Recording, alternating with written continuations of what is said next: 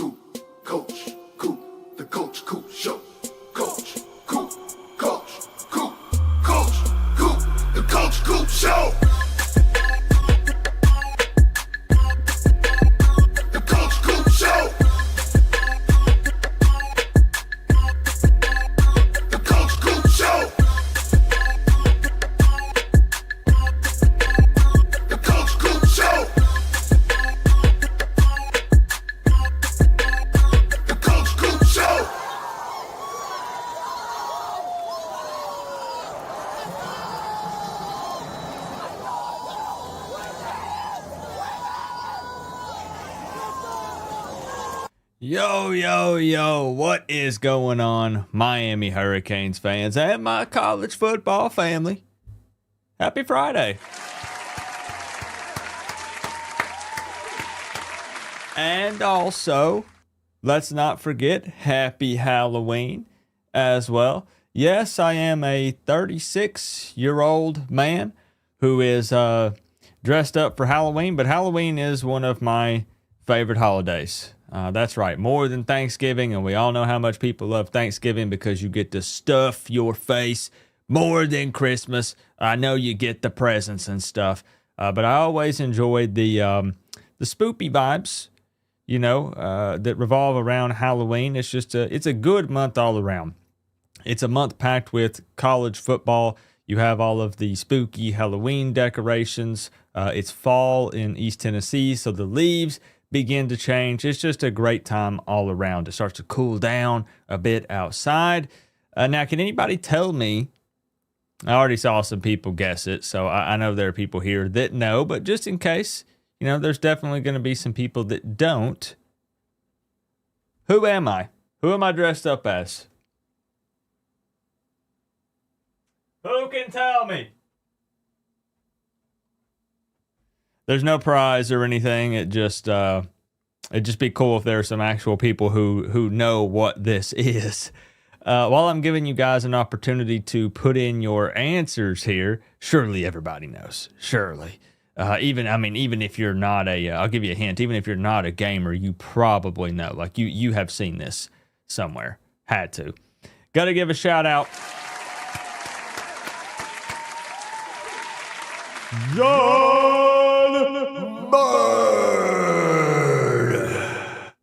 John, thank you so much. I will sit you atop the throne. Thank you for the Big Ten. He says, hello, my dear friend.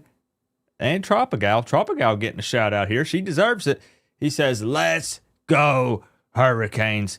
John, I saw your message saying that for the most part, you talk to the college football family here on YouTube, and that's about it. I know you're a busy man.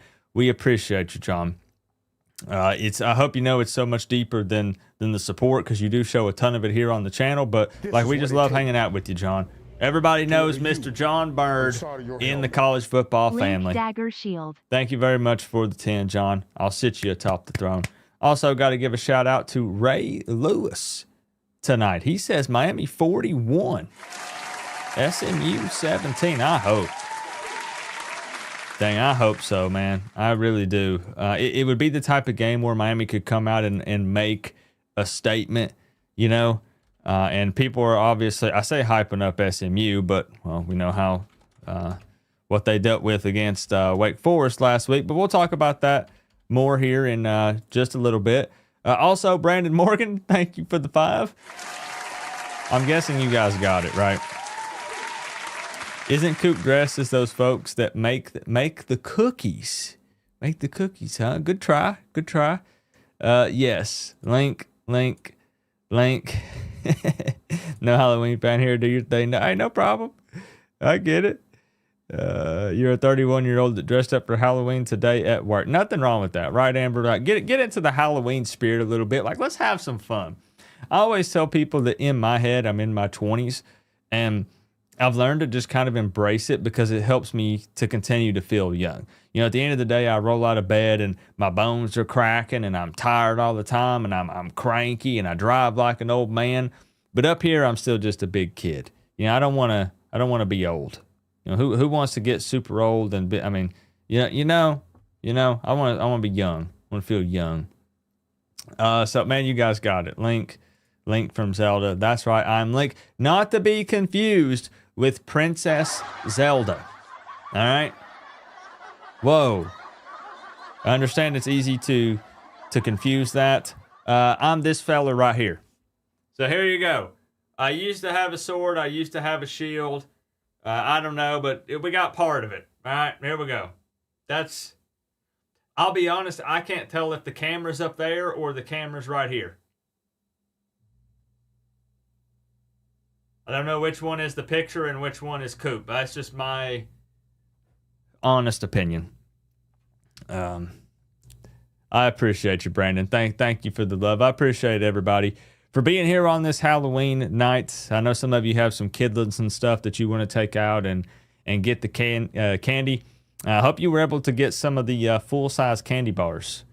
You know, I met with my nephews. They live here in front of us. Before they were heading off to go trick-or-treating, and I went up to each of them and I said, may the Halloween gods bless you, you know, with good luck. I hope you hit up the all of the houses that give out the full-size candy bars. And then when you get back, meet up with Uncle Coop. And if you want to share any of the candy, you know, what's up, IMAX? But it really is good to keep. Okay, I see how it is. Appreciate y'all being here, Demetrius. There's Tropigal. Robin, it could be Robin Hood. I could see that. Crip is in here. I see Nick. I see Jake. I see Tri-Count. I see Sage. Sage, you're not feeling a Miami win in this one. Is that right? Oh, buddy, you got Miami money line in the parlay. I'll leave Miami out of my bets. Yo. But I hope you're right. This is what it takes. Oh, man. What's up, Bahama? On the side of your helmet. So tonight, Go Canes. there's my Happy man, Halloween. Duck. There's my man, Duck. What were you for Halloween, Duck? I feel like it would be something pretty cool. I feel like it would be exciting and unique. I don't know. Duck, I appreciate you. There's Grim checking in. So tonight, we are going to open up the phone lines for a little bit, give you an opportunity to win $600 if you can predict the correct score for this game. But I do have a couple of last-minute thoughts that I want to discuss in this one. And I also have, you've probably seen it, but I have some really bad news for fellow YouTube TV users like myself. We're going to have to get a game plan together before tomorrow unless something big changes. And if you don't know what I'm talking about, then buckle up because you're about to be pretty upset here in a few minutes. But before we get to that, let's talk about this game a little bit more. Number 10, Miami, 6-1, taking on unranked SMU, who's 5-3 right now. So obviously SMU has taken a bit of a step back from what they accomplished last season. But 2 of those 3 losses are non-conference losses. So, you know, they're still 3-1 in the ACC at the end of the day. But it was quite surprising to see them drop that game to a Wake Forest team last week. I think that surprised many people. But you best believe they're going to be ready to play against Miami. You know that we're going to get their best. You know, you know, Rhett Lashley would love to take it to Miami. And this is a team that there's a reason why there's the joke, Mini-U. There's lots of names that people call SMU. But they have a lot of Miami transfers, 4 or 5, I believe, on the roster. Plus, they have multiple, how would I say this? They have multiple former Canes coaches and even a former transfer quarterback on the staff. So De'Aaron King coaches the quarterbacks. I want you to think about something for a second. On the side of your Think about how wild this is. 35-24 the U.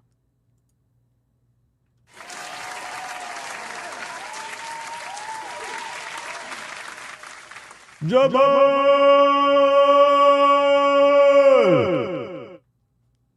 Thank you so much for the love, bro. I feel like I butcher your name every time, and you keep coming back anyways, and you seem to not mind.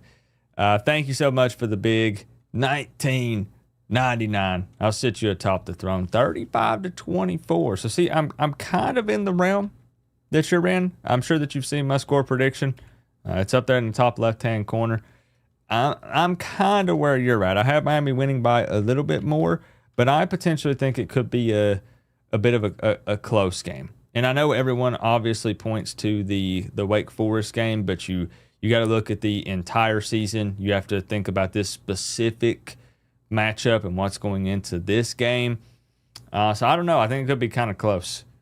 Jamon, thank you so much for the love, bro. I appreciate that. So think about this. In what world would a former Miami quarterback, who was a transfer, by the way, be coaching another former Miami quarterback, Tyler Van Dyke, who is now a transfer to SMU? We're talking about a transfer to Miami quarterback graduated, got a job at SMU coaching quarterbacks, and he's coaching a former Miami quarterback who has now transferred to SMU. Welcome to college football in 2025. It's pretty wild, right? But SMU, Zion Nelson actually plays for SMU. They have Chris Johnson. They have their leading wide receiver in both receptions and receiving yards is Romello Brinson.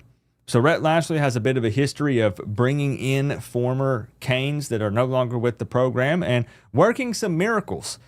Some players that have got to SMU, and Canes fans say, well, how come that guy couldn't do that at Miami? And that's kind of what he's been able to do. He's been getting the most out of these players. So it's a very interesting scenario at SMU. That a new uniform, man, maybe. I do want to tell you guys the bad news, however, and some of you have already hinted at it. Could have pulled good. Yeah. I knew that was coming. That would have been funny, though. I have a bit of bad news. This is not necessarily football related, but it does impact being able to watch football. So I feel like it's important to bring this up in case there are people who are not on the internet or not on social media. If you have YouTube TV, at the time of this live stream, and keep in mind this could change minute to minute. There could be an update 5 minutes from now. There could be an update in the morning. If you have YouTube TV, you will not be able to watch the game tomorrow. To wear the U. Nope. On the side of your helmet. You. Love from MTSU. No. Oh my God.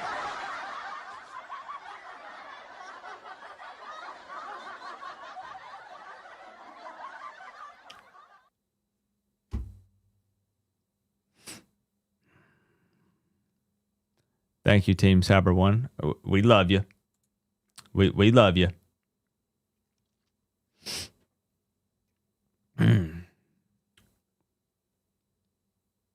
Thank you, bro. Thank you. But we love you, but no love for MTSU. Frick those guys. If you have YouTube TV, you no longer have access to ABC or ESPN. So the game tomorrow is at 12 p.m. Eastern time. That's 11 a.m. Central time. It's an early game, butt crack of dawn, basically. But it's going to be on ESPN. And right now, you do not have access to that channel if you have YouTube TV. So to make a long story short, I don't know all of the details. I'm not an expert on this situation. Okay, this is kind of cut off a little bit. My apologies. Let's see if we can do this. No? Okay, whatever. All right, well, frick you too then. Okay. Basically, there was a dispute between Google and Disney, or YouTube TV and ESPN, but it's Disney, all right? It's Disney. And we all know that ESPN has their own app. Disney obviously is in bed with multiple different companies. They own so many different companies. And Disney wants more money. It seems like YouTube TV said, heck no, because we would have to raise the prices for our customers. Disney said, oh, well, and they can't reach an agreement right now. So if you're a YouTube TV user, you do not have access to ESPN, which means you can't watch the game. I don't really know what to tell you to do. I mean, just as a heads up, you could try a free trial somewhere. You could go, I've heard Fubo TV is pretty good, but I know Fubo TV, as far as I know, is owned by Disney, who is causing all of these problems. I reckon Sling TV, I guess, is another option. I don't believe that they have multi-view, however, so that could be a bit of a bummer. Of course, I will have the links as usual. So for people to say, hey, just try to get the free links, Coop, come on. I provide those, but I do I enjoy the multi-view. I love YouTube TV is overpriced, period. I only have it for sports. I turn it off as soon as football season is over. I love the interface. It's clean. It's easy to navigate. I love the multi-view. I'm not a fan of cable or satellite. I like being able to just sub or unsub, anytime that I want and just pull up the live streams. But unless they reach an agreement in the morning, just have a backup plan. Be ready. Sling TV has day passes. You can pay, I think, $5 and access their sports channels for 24 hours. You can buy a weekend pass as well. You have Fubo TV. I will have links for the games. And you guys can make some suggestions in the comments. Pissing contest. That's exactly what it is. Yep. John has Dish Network. Okay, DirecTV also has a free trial, says Noah. Okay. And that I want people to know that I'm not sitting here saying to not go subscribe to Hulu, who is also owned by Disney, or get the standalone ESPN Plus, or any of that stuff. At the end of the day, these are $1 million, probably $1 billion companies or more, and they're arguing over money that's chump change to them. But in the end, what I wanted to say is who's losing is us. It's the customers, it's the viewers, it's the college football fans. Because either way, you're having to spend your time, and time is money, to go research another TV service to subscribe to. And it's just crazy. It's nonsense. And we're the ones who lose out in the end. But I just wanted to put it out there as a heads up, because I didn't want people to panic, right? There are people that aren't on the internet, and they're going to wake up tomorrow and go to turn on the game and say, oh, shoot, I don't have access to ESPN. What's happening? So just wanted to give a heads up. My opinion is I think that Disney's kind of on one, but I don't really have a dog in the fight. I don't know. I just know, here's what I'll say. I just know I want to be able to turn on my TV and watch the football game. So if these people are going to be arguing about, money and stuff like that, just come on, bro. Figure it out. Jeez. Historically, we've had limited college football. Oh, in the UK. But that doesn't show up for free, including college game day. Wow, that's pretty cool. I didn't know that. Yeah, we'll check in on the UNC game as well. A quick weather report for tomorrow. Should be a great day for football. Really low chance of precipitation. Gonna be a little bit chilly. However, I don't care what anybody says. I mean, low 60s is definitely a little bit on the colder side. But the good news is very low chance of rain. Minimal wind. So it should be a good early afternoon for football. As far as the uniform combo, seeing some pushback on this. Don't really know why, because, well, this is not the camo. We saw the pushback. Don't blame me with Disney in my name. It's all your fault. Tag that man right there. It's his fault. We need somebody to point the finger at. It's this man. If you're from Florida, you better have a jacket. I would. I'd be out there. I'd be layered up. We'd have 2 layers on. Orange over. Coop, are you colorblind, bro? White over green. I like this combo. I think it's pretty good. A lot of people, I don't know. They wanted orange. They wanted orange pants. I think the white over green is pretty clean. I mean, we won last week in the camo uniforms. You know how I feel about that. We're not going to dive into it, but I think it's a pretty clean combo. See, people wanted the orange pants. I dig this, but green's my favorite color, so maybe that's why. Without ESPN and ABC, what's the point of YouTube TV? There's not. There's no point in having it. I'm in the same boat as you. I literally subscribed to YouTube TV from August to January, and then I turn it off. That's it. I don't have TV service. I don't have cable. I don't have satellite. I don't watch TV. I just watch football. So you're right. It's crazy. It's crazy. But I personally, I'm pointing the finger at Disney. Frick you, Disney. Feels like greed, man. Just sit back and think about it. It's so obvious. They own multiple different streaming services. They have their hands in so many different things. They own ESPN. ESPN has their own app. Everybody is just going to see YouTube TV dropping ESPN, so they're going to get pissed at YouTube TV. But the reality is, I still got to watch the game. So people say, Coop, think about the bigger picture. Give Disney the middle finger and boycott and don't subscribe to any service. I need to watch the football game. So, like I said, who loses? The customers. We're kind of stuck. So it sucks, right? It sucks. Team captains for the game tomorrow. You have Mark Fletcher. You have Mawanoa. Ruben Bain. You have Mesidor, who I am praying is going to be playing. We'll take a look at the injury report here in a minute. Cooper, Scott, Stay strong, and Kings Torrey. fans. We need to stick together. We do have to stick together, man. Let's clap it up for Roach Killer and the team captains.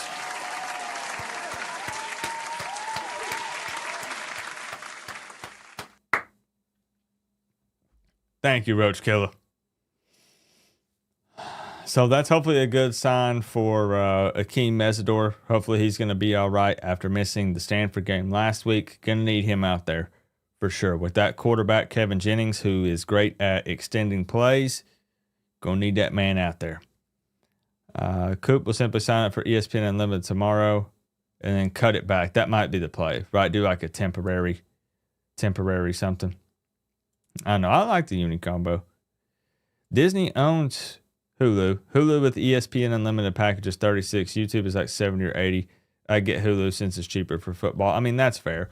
Again, just for personal reasons, I like the interface with YouTube TV. I like that I have access to all the ESPN channels. I have ACC Network. It works for me, right? But I see what you're saying. Go to a bar, Coop. I mean, but then I wouldn't be able to go live, right? We got to do the watch parties. The game, but I mean, for people just watching it, yeah, it's a good idea. You could do that. What channel is the game on? Well, it's still on ESPN. You can't watch it if you have YouTube TV. Now, this is not uncommon. I know we keep talking about this, but they have had disagreements in the past, and they typically come to an agreement by the day of, like before everyone freaks out. So it's very possible you wake up tomorrow morning and it says Disney and YouTube TV have reached an agreement, or Disney and however they're wanting to spin it, ESPN, YouTube TV, Disney and Google, whatever it may be. There is a very, very high chance you wake up in the morning, they've reached an agreement, because there will be a mass exodus if people can't watch their college football games. For whatever the behind the scenes reason are, you got to think the majority, the mass majority is not going to care. They just want their football games. Let's be real. So they don't care about the politics and the money side that these guys are arguing over. You just want to be able to turn on the TV and watch the game. So if you can't watch it, people are leaving, period. But for real, let me ask this. Who do you guys use to watch the games? Is it Fubo? Is it Hulu? Is it Sling? Is it YouTube TV? DirecTV? Xfinity? Pirate Links? Like what do you guys use to watch college football on Saturdays? I'm curious. Let's see. The Coach Coop channel. Because I would like to know if I was going to use something temporarily tomorrow, if I should go with the ESPN Plus or Fubo or Sling. You know, maybe I go to the dark side. Maybe I just use a totally different platform. You ready to call in, Disney TV? We'll get it open. It was YouTube TV. Okay, Hulu, Xfinity, Sling. What's better, Fubo? Is it Fubo or Fubu? No, Fubu. Fubu was that clothing line or shoes, wasn't it? Growing up, is Fubo TV? Is it Fubo or Fubu? Hold on. On the side of your helmet. Not trying to be funny. Are you supposed to be Zelda? No, I am a Link. I'm Link, but I get what you're saying. Yeah, I am Link from Zelda. Correct. I'm Link from Zelda. Yes. Thank you, Tommy. I appreciate you. If I just had a sword and shield, right? If I had a sword and shield.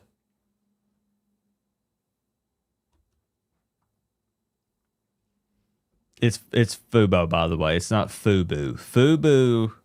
I think I used to have Fubu shoes. I'm pretty sure I had Fubu shoes growing up. Oh yeah. Oh yeah. Yeah, I had some Fubu stuff back in the day. Oh, buddy. All right, so we're all over the place. We're all over the place. Okay, Disney Plus, Hulu. All right. I'll try to make a decision in the morning. Oh, yeah, then FUBU shoes. Yep. So let's take a look here at the injury report. And let me see if there's an updated one, because there was supposed to be an updated injury report drop at 9 p.m. tonight. I have the one that dropped yesterday or the day before. And that might be all we have to go off of at the moment. Let's see. Until somebody posts it or we get access. But I want to show you guys this injury report. SMU, that list is long. The list is very long for them. That is all we have to go off of right now. So let's just take a look at that. The early injury report, this was from October 30th, Thursday at 9 p.m. Eastern Time. You will notice here for the Miami Hurricanes that Akeem Mesidor is not on this list. Thank goodness Miami has remained relatively healthy all season. And what a blessing, right? After all the injury bugs that we've caught year in and year out, not been bad at all this year. Questionable, you have Bobby Washington and Micah Newton. But my goodness, look at the difference here. Now, to be fair for SMU, this list of probable, let's be real, most of these guys are going to play, right? Kevin Jennings is on here. Bro, at quarterback, he's going to play. It's the number 10 ranked Miami Hurricanes. You have a top 10 matchup at home. It's homecoming for the Mustangs. The dude is going to play. But just as a heads up, right? Romello Brinson is on here. Kevin Jennings is on here. You have RJ Maryland, who I believe his dad played at Miami, right? But out, man, they do have a very, very long list here of players that are for sure out. Chris Johnson is questionable. So, man, absolutely decimated with injuries. Even if these guys are probable, there's a chance that they are playing a bit banged up, which could kind of play into the game. It could absolutely be a factor. You know, Miami's a very physical team. So it is something to keep an eye on for tomorrow. So long list of injuries for SMU. You heard it all week. Kind of some closing thoughts before I open up the phone line. This probably has to be a big game for Beck. We need to see big game Beck tomorrow afternoon. If Miami wants to take full advantage of an SMU defense that's giving up over 300 passing yards per game. We talked all week about SMU's defense and how they're giving up a ton through the air, but their run defense is pretty solid. So it's going to be a very interesting matchup to see what the game plan is for Miami coming into this one. Because even though they're giving up a ton of passing yards, heck, they've got 12 interceptions this year. I think they might lead the country in picks, or at the very least, they're close to it. They also rack up a lot of sacks. Overall, it's just a very aggressive and disruptive defense that is going to take some chances tomorrow, but that also means that there will be plenty of opportunities to make them pay. So we need a great game plan dialed up from Shannon Dawson, and Carson Beck has to be on his A game. Ball security is going to be more important than ever before, because with that quarterback, Kevin Jennings, he's not afraid to take the deep shot.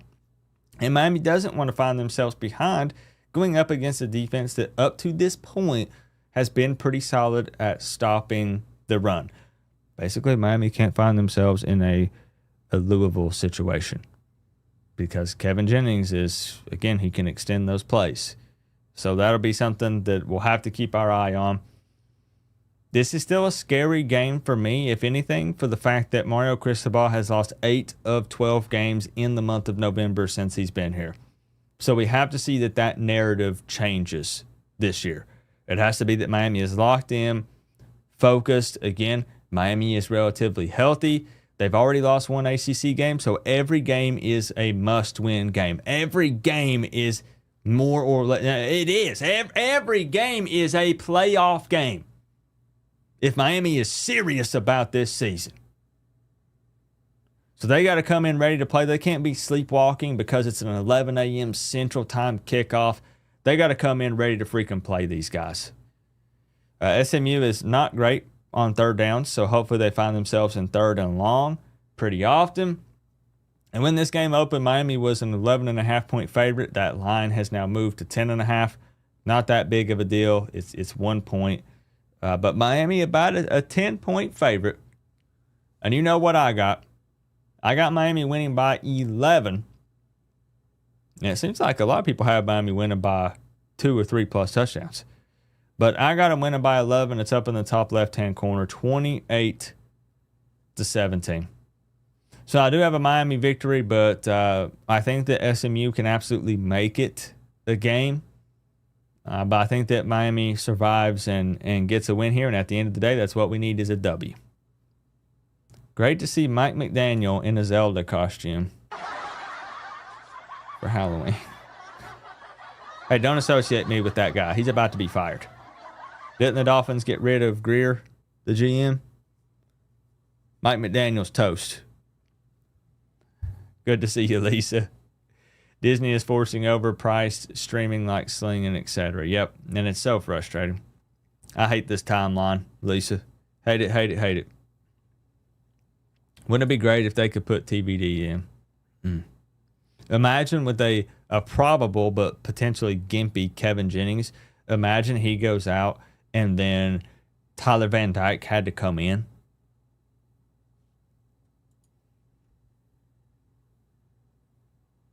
And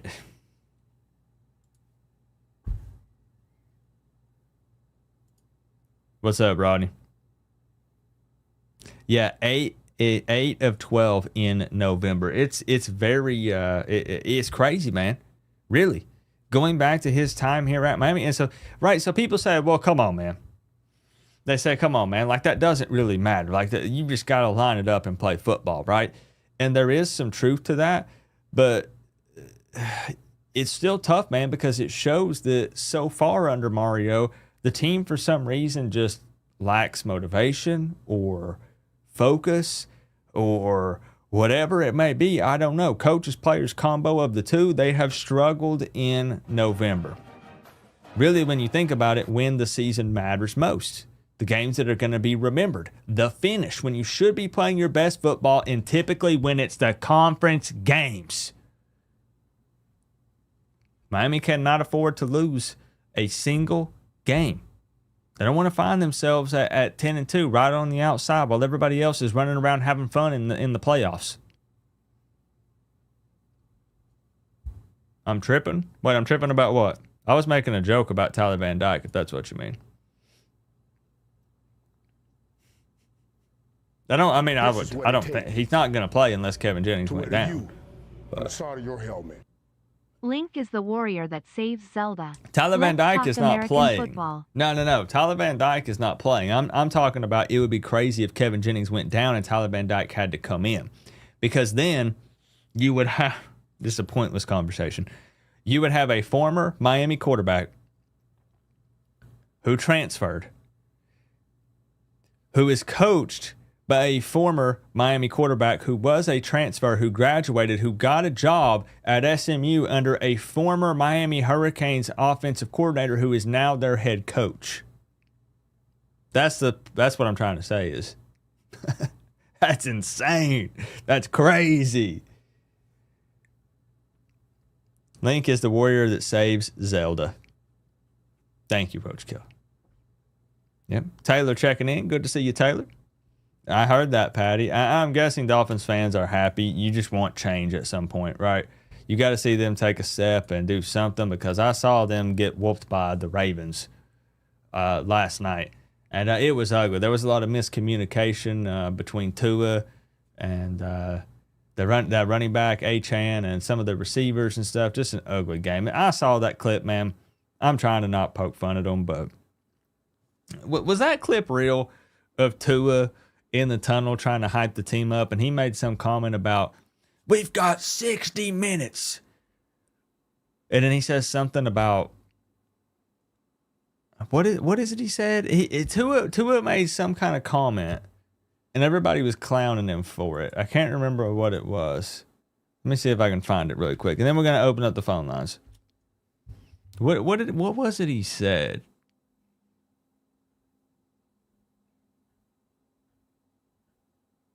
Let me see if I can find it. You feel nothing for the Dolphins, man. I'm over here saying I'm thankful to be a Titans fan, and we're 1-6. What did he say? 60 minutes tonight. 4 hours. That's what it was. He just misspoke, right? He just misspoke. But he was trying to hype the team up, and this is what he says. This is Tua. Hey, we got 60 minutes. 60 minutes tonight. 4 hours. Okay? 4 hours of making that feel you. Hey, once we get out there, let's light the game.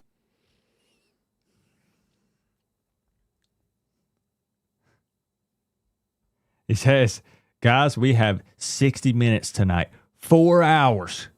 4 hours of pain. 4 hours to make them pay. I mean, I know he just misspoke, but he misspoke like 2 or 3 times back to back. Mistakenly said, anyways, yeah, I'm glad Cam Ward is my quarterback. That's what I'm saying. All right. Dolphins, if they want to be anything, they got to part ways with McDaniel and Tua, and you got to. Let's move on. I don't even know. That's crazy. Probably felt like 4 hours. You know what? I don't know, King Season. I'm giving the man the benefit of the doubt, but I don't know. I don't know. You gotta be in Chat Town, huh, Henry?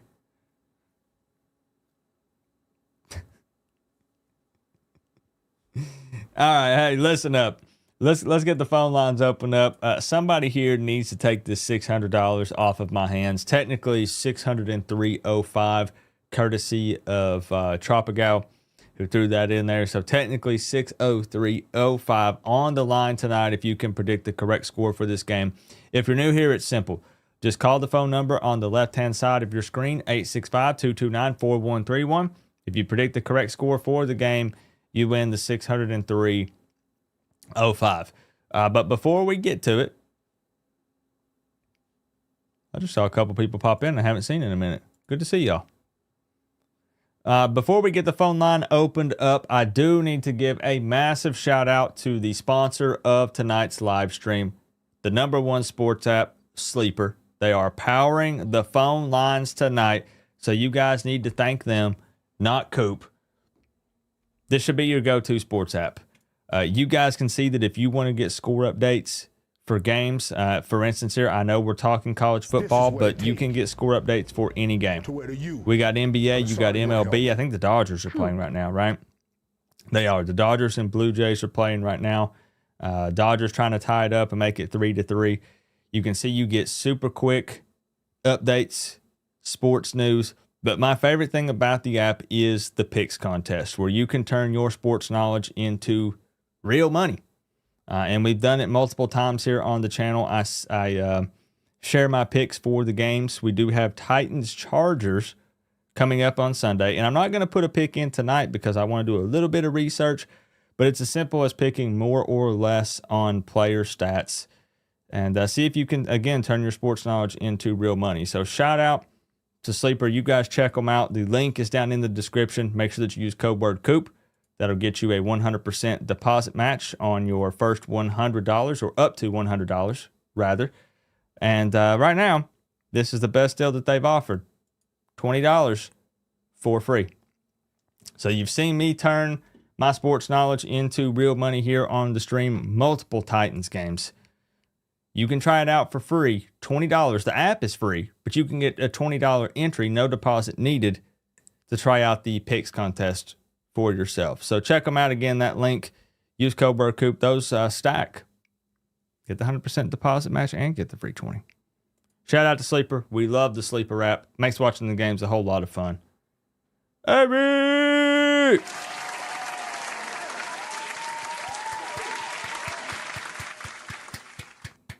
Did you win those games?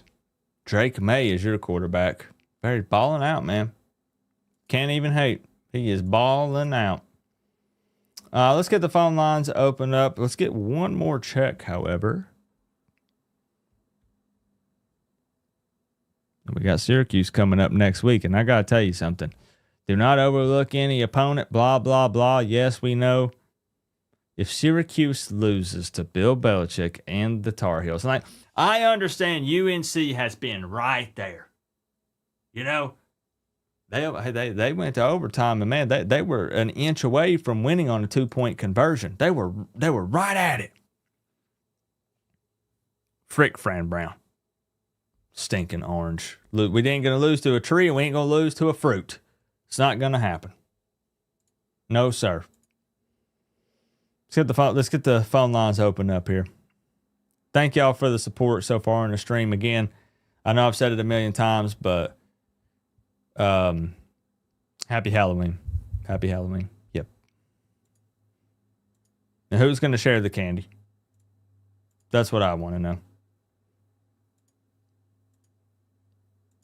I'm one of those flavored Tootsie Roll kind of guys. You know, the lemon, cherry, green apple, the colored Tootsie Rolls. That's my jam right there. I'm not a chocolate guy. Chocolate's disgusting. If you just go around eating like Hershey's chocolate bars and stuff, there's something wrong with you. Disgusting. It's open. I like the flavored, like chewy candy, stuff like that, you know.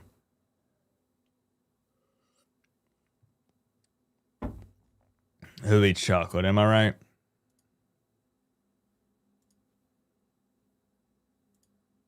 Okay, let me refresh. It's being weird. Okay, try again. My apologies. Try again. Yeah, the flavored Tootsie Rolls. Yep, Patty. I saw the S on the end of it. Okay. I see missed calls, but the phone is not ringing. Hold on. It did this to us one other time.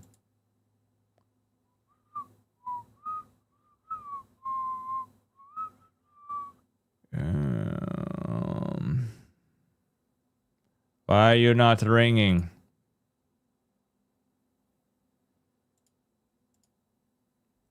I can prove it. I see a missed call from Zach Jones, MS79, Sean Paul, but it's not ringing.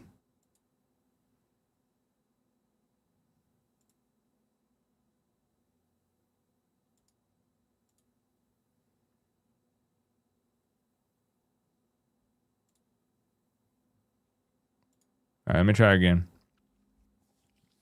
My apologies. Couple of tech issues. It's Halloween. It's what we get for going live on a spoopy night. Change your browser settings. Why? What's happening?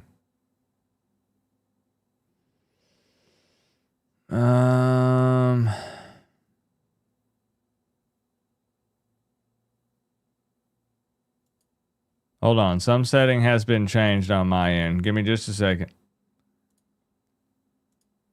We've went more than half the season with 0 issues. What's the problem? Okay, click settings. I'm blind.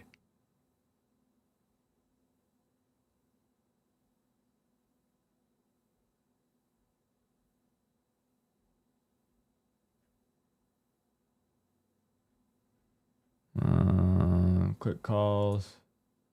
Devices, web. It should be working, y'all. It should be working. Okay, let's refresh it again. Disney killed my phone line. Yep. Don't talk bad about Disney.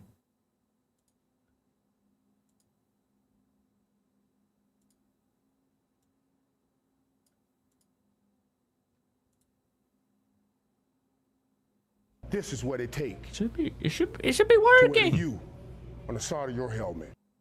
Coop, what up with Syracuse, Stanford, and NC State having almost the same S logo? I have multiple conspiracy theories that we could go over. Maybe we'll do a stream about it one night. Drop a go!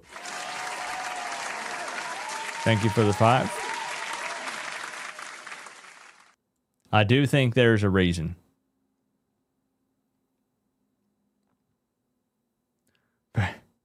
Very unprofessional, Coop. I agree. This is very unprofessional from Google. I agree. I'm just going to have to start calling people back. Why is it not working?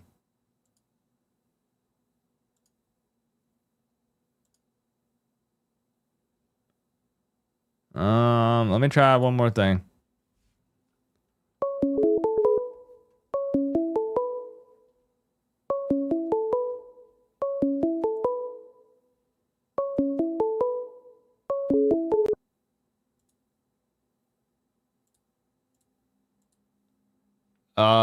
Hello? Did I fix it? I think you did. I'm going to give you all the credit. All right, I'll take it. If you're not first, you're last. That's all I got to say. Yeah, you know what? Maybe it got overloaded. That's what it was. That's There a were possibility. thousands of people were picking up the phone and said, I got to call Coop. And it broke it. Yep. Well, we got it fixed. So now you're going to have 999. Yep.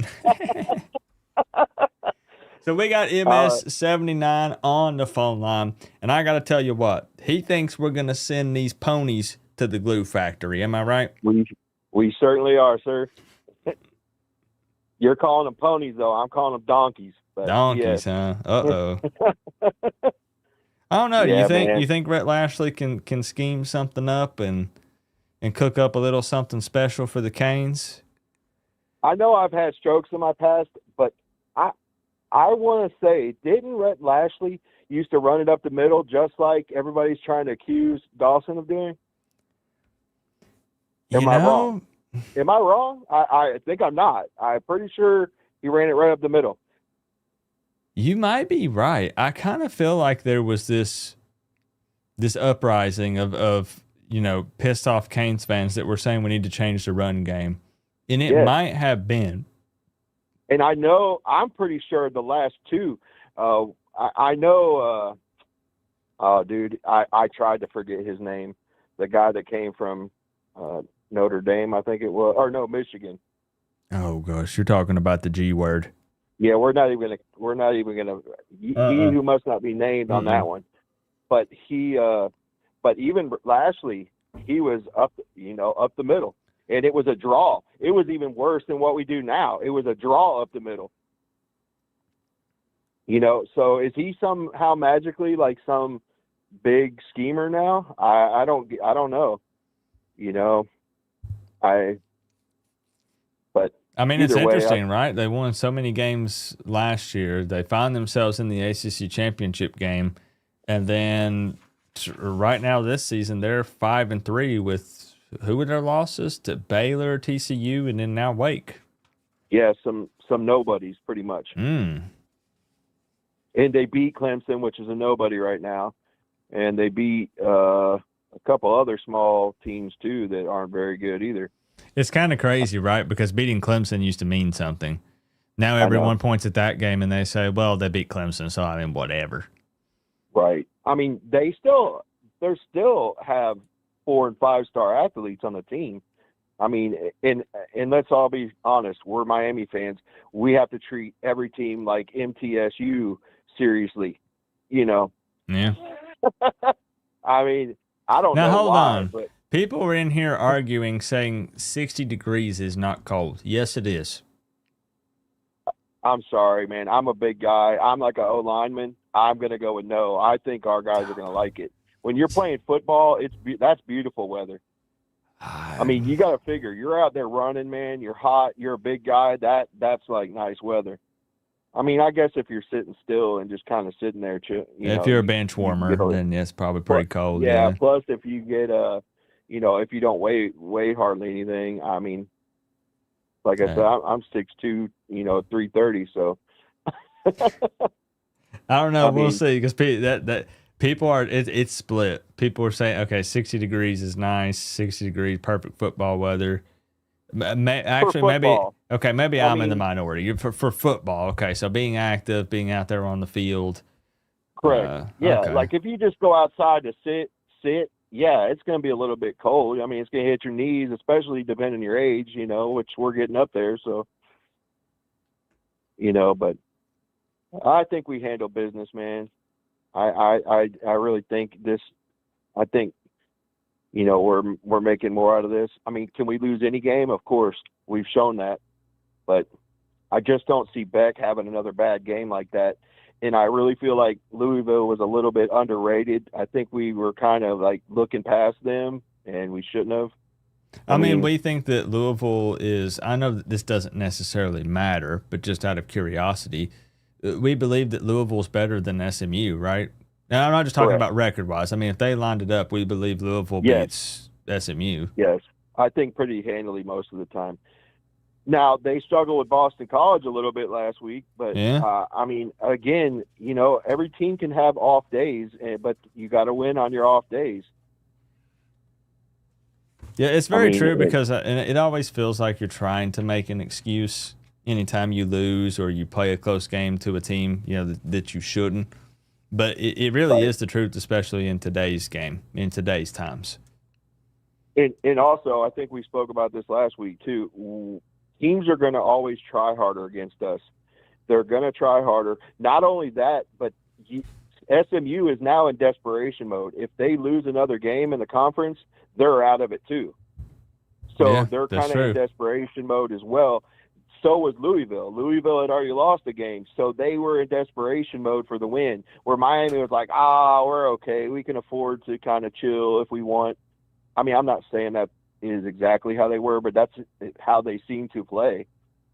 Man, if they, like you said, that no matter what, if that'd be Miami's second conference loss, it would be SMU's second conference loss. But for SMU overall, they would almost be a 50% team if they dropped this game. They'd be 5-4.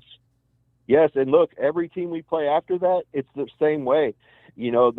Some of them have a shot. I don't know. NC State might be out, but Pitt might have a long shot, of getting in somehow. I mean, so they're going to play hard against us. And you think this game's cold? Wait until that one. Yeah. Yeah. Then I think we're going to agree it's cold, all right? It's going to be cold. Yeah. Yep. All right, brother. I'll right. go ahead and give you my score. So Let me everybody kick else you can over get on to, here. you know what? I think we have the camera. I think we are up on the ceiling. We sure are. We got the sky cam for the prediction cam. Tonight here we got a big stack of cash, definitely 100% real, down in the left-hand corner of the screen. MS, what do you got for me? I'm going to say Miami 31 and SMU, the little U, 17. 17. 31. And I feel like it could be worse than that. Like we could beat them worse than that. But Miami has a consistency of not scoring as much as they could sometimes. That's fair. And that's just, again, I find this matchup so intriguing. Again, with what SMU struggles with defensively and knowing that Miami loves to run the ball, but there are opportunities there to throw the football around on this team against that defense. Yep, it's Beck's game, really. Yeah, like it is a huge opportunity for Carson Beck. And again, we'll see how Dawson kind of draws it up. We all agree it's not like Miami's going to come in and not run the football. So it's going to be interesting to see, can they flex on SMU anyways? They're allowing less than 100 yards rushing per game. Does Miami come out and just try to expose their DBs and just throw it all down? Let's keep the penalties down too. Yeah. I mean, that, again, and I know a lot of people are arguing and saying, oh, Dawson's bad play calling and this and that. I mean, you got to understand, people got to understand too, it's execution as well. I mean, it's not just, okay, the guy, if Beck threw it and hit C.J. Daniels on the hands and he dropped the ball, it's still a loss of a down and it didn't matter. But it wasn't a bad play call. It just the player didn't execute. So, or the guy can run the ball and he hits the wrong hole or he sees option for another hole. Dude, last game, did you see Fletcher? He could have busted it outside. He cut back in. Turned in and ran over. And I think he did it on purpose. I really do. I think, but he could have went. He could have walked in. But that's where you wonder, like, is it getting to them? Is it these coaches preaching like physicality and like, you know, that hard ass run game and we go in and bully guys and push them around and they're out there looking for contact? Is it just, you know, his vision? I think that one. I think that run was. I think Fletcher chose anger. Yeah. Man, you gotta admit too, because I was going back and watching some of those clips too, and everybody sees this. Brockermeyer has been getting his booty whooped. Yes, they need to double team. They need to give him help. Yeah, that's been really when I went back and really watched it, you know, would watch it on YouTube so you can go back and slow it down and move it and stuff. I was like, oh my gosh, he is getting dominated out there. Yes. Do you think? What team? Do you think it was FSU that exposed Brockermeyer? Because Louisville seemed to do that, and Stanford did it too now. Yeah. But he held up okay in the other games. You know, it wasn't that bad. And I don't think these other defenses are any better than what we've already seen.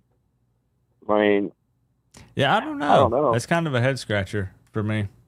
I'm not sure. Yeah. And that was a guy who performed very well at his previous school. Yeah. So I don't really know. I don't know what's going on with that, to be honest. But yeah, man, look, Lyle bounced it out. Lyle took one step, didn't make any contact except for he stiff-armed a dude to the head, and he ran right in. Yeah. Fletcher ran right over the guy. So, I mean, that's what I'm saying. Execution, you know, you can blame the coaches some, I get always, but you also got to blame execution. And penalties aren't on the coaches all the time either, you know. Come on. Yeah. So, everybody needs to be fair when they, you know, say this stuff. All right, man, I appreciate your time. All right, MS, as always, appreciate you calling in. 14-point win predicted for the Canes, 31-17. And so go ahead. Sorry, is your kidney stone still hanging around? Shh. Because I'm wondering if we lost for a reason. Let's. Hey, I don't know what you're talking about. I don't either. All right, brother. Appreciate you, man. I'll see you at the butt crack of dawn tomorrow. You too. Go Canes, man. All right, peace.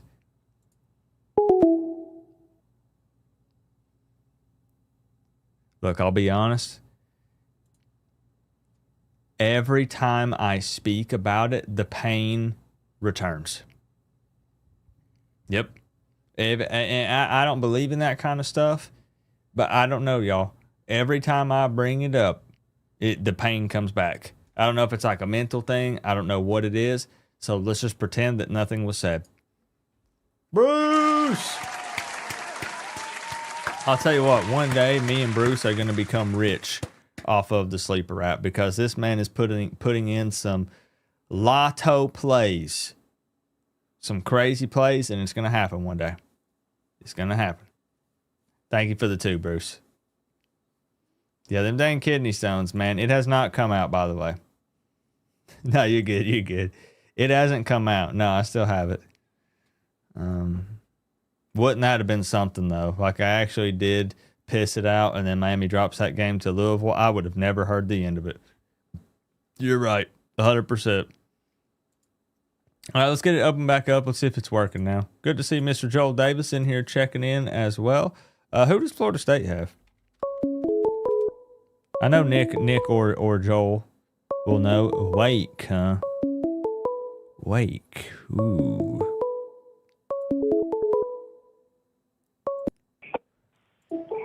Yo, we have Sean Paul on the line. Hey, how you doing? What's going on, Coop?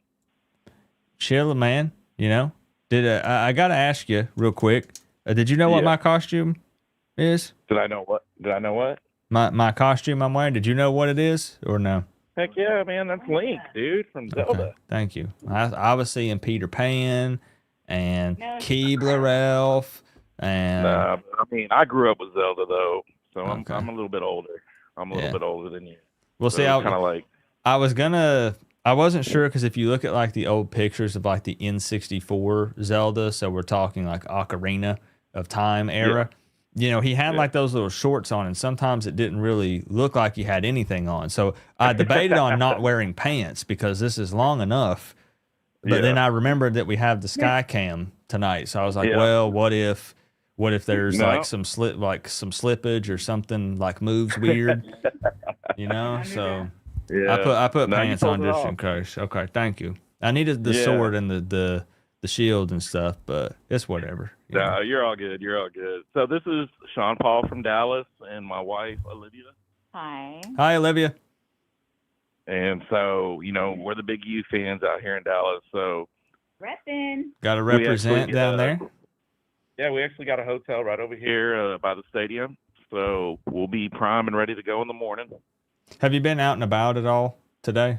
Yeah. Okay. Yeah, Have you seen any Miami fans walking No, around? but No? I think it's because Halloween's taken over. True. So, like, people who know kind of about where SMU sits, SMU is actually in Highland Park. It's not in Dallas. It's actually in Highland Park, which is a really kind of old school rich area. And they pretty much just dominate the whole thing with Halloween. So, but it is homecoming tomorrow for SMU. And we've already been looking at the event schedule. They got a huge parade planned at 9 in the morning. And they have all kinds of tailgates going on the thing. We'll be there. We were able to locate where the Miami tailgate's going to be, but SMU definitely pushed the Miami fans to a really, really back part of the campus in a secluded little area. So they're doing everything to keep the Miami fans away. Fair enough. I get it. Yeah. I was So just the other kind thing of I wanted to curious let you how know- Canes fans were going to travel, We were too, and I'm hoping well. Because if not, then we're going to be by ourselves getting yelled at by everybody, but that's fine.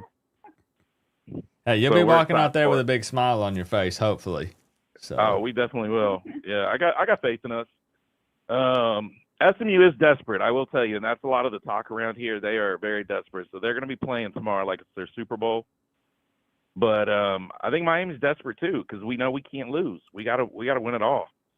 I mean, one more slip up, and we can't even talk playoffs, unfortunately, because the rest of the country is so prejudiced against the ACC. Yeah, and So- I hate to sound negative, but I mean, with everything that's been invested and with the hot start from this team, a second loss and sitting outside the playoffs would feel like another wasted season. It would. They would. Yeah. They would. And then you go from you got Cam Ward to come in 1 year, then you get Carson Beck 1 year. Yeah. And now I'm over here, and I was talking to my wife. I said, my biggest worry is if we don't have a quarterback next year, how do we even know we're going to hold on to Malachi Tony? How do we even know we're going to hold on to some of these star guys? In today's times, you never know. Yeah, it's the NIL's killing us, but we got to adjust, and hopefully, that's what makes Cristobal. Cristobal, he's supposed to be this great recruiter, so I'm looking forward to seeing who the next quarterback's going to be. But even before we get there, we still got to get to the playoffs this year. We still have this year, and our team is incredible. I think, we laid an egg against Louisville, but, and I hate to say this, but Carson Beck just looked off that game. And I think, as long as he doesn't play like that and he plays like how we've seen him the whole season so far, I don't think there's anybody in the country that can beat Miami. Does Mario Cristobal's track record in November at Miami factor in for you at all? Like, does that worry you in any way, or it's just... No. Okay. No, it doesn't. And I think the media is trying to make too big of a deal of that right there. Fair enough. Yeah, I think, honestly, Miami usually, because we know it. We always have that one game where we trip up. Okay. Well, luckily for us, I think we tripped up in October.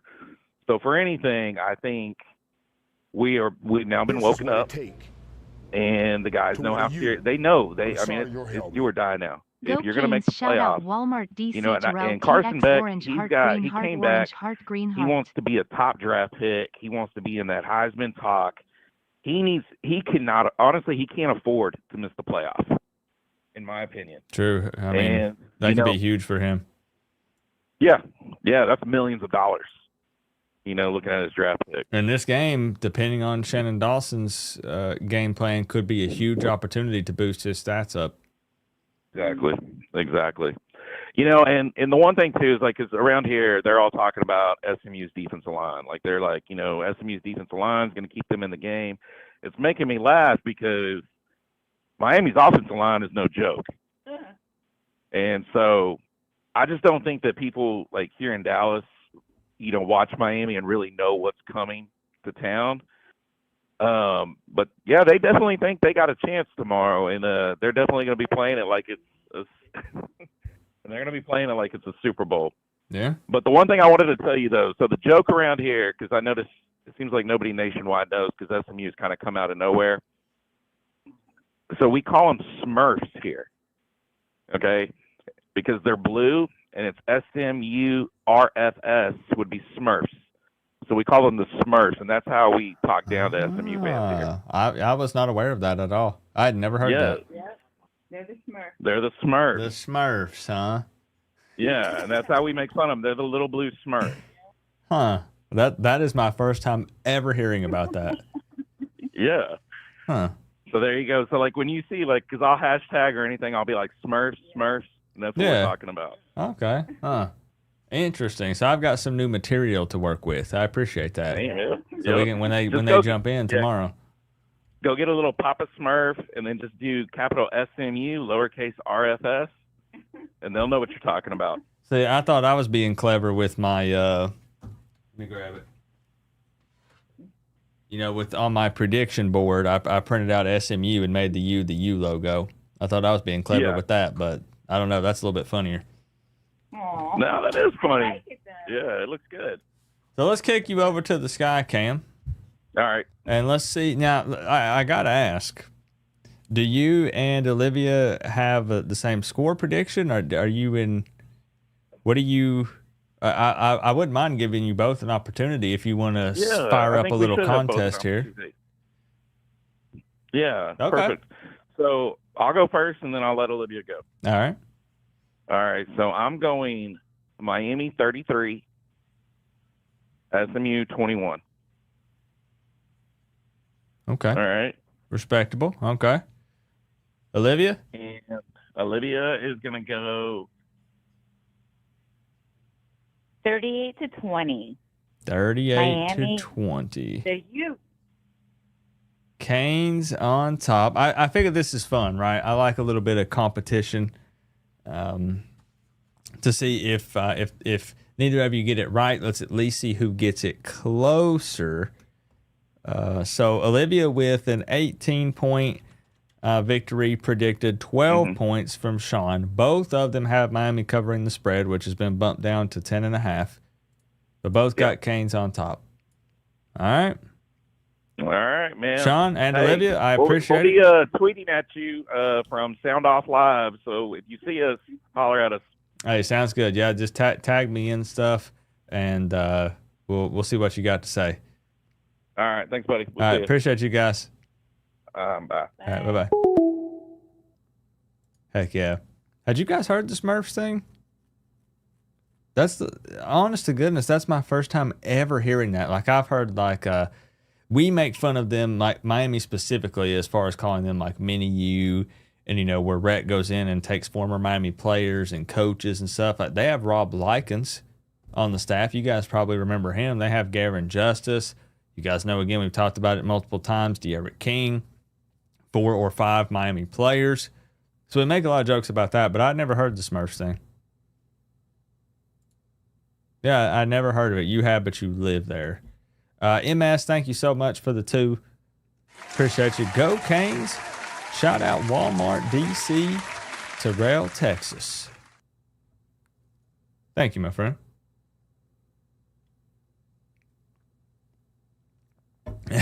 I guess Taylor was talking about Miami's O-line. He said they're going to find out. What's up, Dion? Got Dion checking in the building. Let's get the phone line open back up, get some more score predictions rolling in. Again, guys, do not be shy. I'll break the ice. Come on, I don't bite. Very hard. Ask Joel. 865-229-4131. Get those score predictions. Come on, y'all.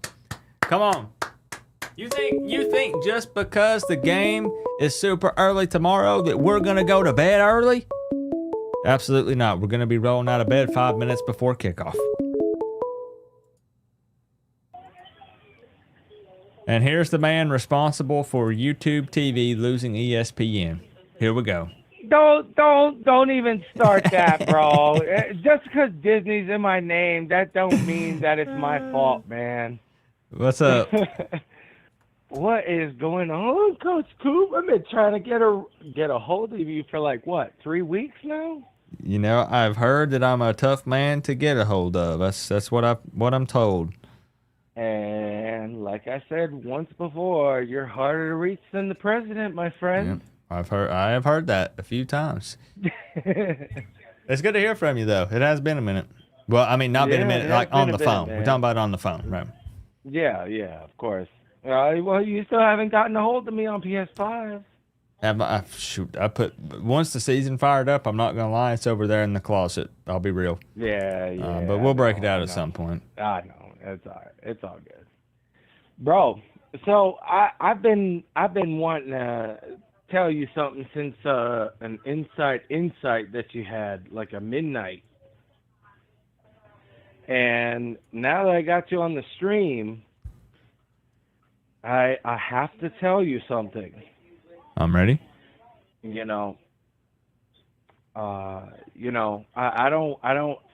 hate to be too competitive, but it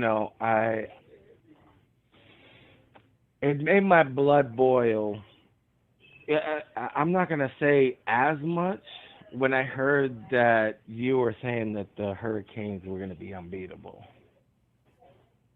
Through looking at the rest of the season, and I'll give you the defense, on how you felt on all that stuff. But what I want to say is that when it comes to ACC games, you gotta understand that the conference is really competitive, and I'm talking, we've had several different coaching issues. We've had disciplinary issues and all that stuff over the years. Miami's overrated. We've been heard that all before and everything like that. And of course, ESPN and all their political nonsense when it comes to the SEC, because that's all they ever seem to talk about. Now, I will tell you, in defense, okay, I've heard from several different co-workers of mine in the construction industry, and he's a very big Florida State guy. That's unfortunate. This guy, I'm sorry? That's unfortunate. Yeah, exactly. It's unfortunate. But he'll give me the credit, as far as like, when Miami defeated them and whatnot last year and this year. But he definitely mentioned something that a lot of Miami Hurricanes fans need to hear, and that is that ESPN is changing up everything that we're watching. Okay? I've watched Pat McAfee, I've watched Josh Pat, everything. These people are relying on AI technology, okay? Josh Pat is actually predicting that Miami is going to be upset. And he actually has it on YouTube right now. And with that being said, he also says that he's going to the game and that he's also predicting that Miami is going to win by 12, but that SMU is actually going to be competitive in this game. Okay? I have no doubts on it. I think within the 20-year span that we've been waiting for a competitive game has been this one, okay? Minus Louisville, minus Virginia Tech, minus Georgia Tech, you name it in the ACC, SMU has finally met Miami in the 2025 schedule, okay? And they were deemed so good in the season for 2024 and in the playoff prediction when they got spanked by Clemson, it goes to show you that it's any given Sunday. Now, I'm not going to lie, though. I'm getting mixed signals here. You're getting mixed. No. I'm just letting you know. It's not to give mixed signals. What it's doing is I'm just letting you know as far as the spread, as far as the ACC is. Okay. Okay. So Miami hasn't seen a natty since 24 years. Okay. And within those 24 years, I think a lot of Hurricanes fans, and I'm talking younger than I am or older than I am, okay, that Miami has had issues, okay, and I generalize that because issues can be disciplinary issues like the FIU incident, or how Miami has had coaching issues between Shanahan, and we had Al Golden, and then we had Manny Diaz, and now we have Mario Cristobal. Okay, we've had all sorts of issues, and I think that we can all call a spade a spade. So with that being said, okay, Miami can be known to be back in the season, but it's any given Sunday for Miami when it comes to an ACC conference team, okay? Because last year I remember calling in and I remember telling you that when it comes to the ACC conference, it's very competitive. And the fact that SMU is now finally seeing Miami for the first time, I think that it's fair to say that now it's rain or shine, win or cry kind of mentality for the Hurricanes. Okay, I'm the kind of fair person to just be out there and say, well, Miami lost this game because of this and that and the third, and I think as us all Canes fans know that we're known as the Cardiac Canes.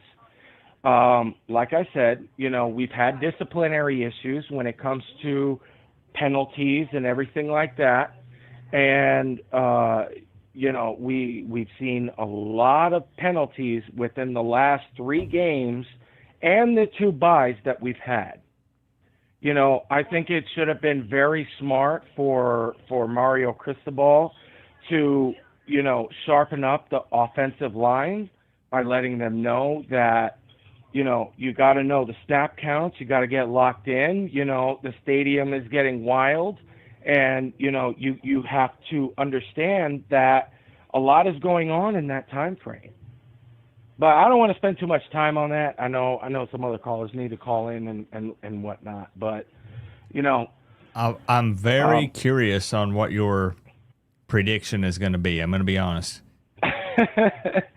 I bet you are. And I'm sure people in the chat are wondering the same thing as well. But they are. I will tell you that I am going to agree on Josh Pat on his ideal thinking as far as penalties are called how for teams SMU from is going 20 to years present ago. themselves to Miami. It's going to be a tough fight for Miami, and I'm sure it's going to upset some people, but I don't really care. But I will tell you that it will be a tough fight. Now, with my score prediction, you can go ahead and shoot me over there. We're on the Sky Cam. We're here. You're on the Sky Cam? We have arrived. All right. So, with my score prediction and everything that I've pretty much blurted out for the last 10 minutes or so, I got Miami at 31 to 28.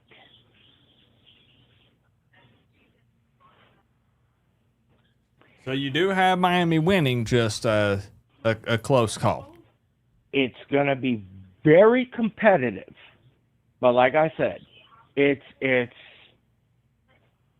going to come down to penalties, and it's going to come down to how Miami plays, because Miami is fast on the D line, but as we saw last week with Stanford, Miami was a little slow. Well, when they played FSU, they were a little faster. And then before that, I think they were a little faster. Florida State's just so bad, you know. They are, They're but just Miami won. That's football just what team. it is. Bad. But in Doak Campbell Stadium, Coop, come on. I was there. Years, I didn't have shoes on, but I was there. Okay, but knowing how Miami has been for the last 5 years, how many times has Miami went into Doak Campbell Stadium and won against Florida State? So you're saying like a good thing for Miami, right? To go in there and yeah, that's exactly what I'm saying. Okay. The last 5 times that Florida State and Miami have played, I mean, Mario Miami must has been spank pretty Lashley good, for his pretty comments. solid. 31-13. You know, but you know, when it comes to other ACC teams that Miami has not been mixed into, like SMU and Stanford and Pitt, I've known that Miami is playing Pitt sometime within the 20 years, but I don't remember at this point. But I know that Miami is playing different teams in the ACC that we have not seen. So the way that ESPN is looking at this, because they're so SEC political, okay, and that's what I heard from my construction buddy as well for Florida State. The Florida State he fan. Thinks that, yeah, from a Florida State fan, he told me that the way that ESPN looks at stuff is SEC related, okay? So it's all political. We can all agree on that, because Florida State apparently was supposed to move to a different conference, or that rumor was said to be. But the way that I've seen everything within the last couple of years, everything has just slowly but surely been politicated by the fact that SEC teams are better than ACC teams, or the Pac-12, or the Sun Belt, or Central USA. I mean, we can have an all-nighter on this. You got me? You know, it's just the way that they have everything casted out to be. You have Nick Saban that's on the cast and everything like that, and you know he's going to always talk about Alabama, and then everyone else is going to start talking about SEC teams like Big Ten teams like Indiana or Ohio State or anything like that, but they just don't see any improvements with any other divisions or any other conferences. You got me? So I think that this is going to be Miami's ultimate test here, because from here on to December is really going to start to pan out for the playoffs that they have. And, you know, it's real. Like I said, I really think this is SEC political here, when Florida State toot their horn when they beat Alabama, and Alabama is just going through the conference like nothing. LSU going through the conference, and now all of a sudden they lost their head coach and their athletic director. And you know, I'm sorry, the coach for the Gators. I forgot his name. That's how important it is to me. Mm-hmm. But, well, you know, Destination Disney TV, I got you locked in. I appreciate you. You got I appreciate a close the time, one? man. You know, I've been wanting to talk to you for some time, but you know, I know you got other calls and all that stuff, but appreciate the time and everything like that, and the rant. Hey, but, no problemo, man. And if it does in fact end up being a close one, it's 31-28. You will have $603.05 in your pocket tomorrow evening. That's absolutely great, because I'm ready to spend that on my daughter's $100 for each. There you go. Hey, I appreciate All you, right, bro. man. Take it easy. All right, have a good one. All right. Do want to give some shout outs here to do you have to call in for the 600? Yes. You do have to call in to officially be entered for the $600. The reason why I do that, I know I get some pushback for that from time to time. But man, it would just, and I'm using your question because it's a great time to remind people of this. It would be so hard for me to track every single score prediction left in the comment section. It makes it easier to just have people call in and give it. I promise it's you don't have to talk about anything other than just giving me the score if you want. You can legit just jump in, say Miami this, SMU that, and hang up. I see your number on the screen, so I write down your phone number, score prediction, and then I text you or get a hold of you, call you. I'm good for it. I promise. I'll get you the money if you win it. I got to give a shout out to Falconer, who came in with the double 305. Says Mario must spank Lashley for his comments. What did he say? Did he say something specific that downed Miami? He says 31-13. Also came in with the second 305 and says penalties are called for teams from 20 years ago. Thank you very much, Falconer, for the double 305. Let's get it up and back up. We'll go for a little bit longer here tonight. Oh, yeah. Now, see, watch. The next caller will be one of my favorite viewers because I'm holding the line just for them so no one else gets through. See, I told you. See, I'm biased towards Florida State fans. They are, in fact, my favorite, and as proof, I ignored all the other calls and just answered Nick Snyder's call right now. Good God. You don't understand how much of an honor this is. I have played every game, start to finish. Master Chief, you are a wonderful, wonderful human being.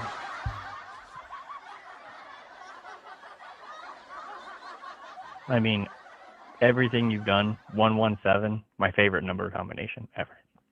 Where's Cortana, by the way? If I just had the gun. Right? AR, DMR, which one? The Needler. I'm a Needler guy. The Needler? Yes. Give me the Needler. Ooh, you're a noob.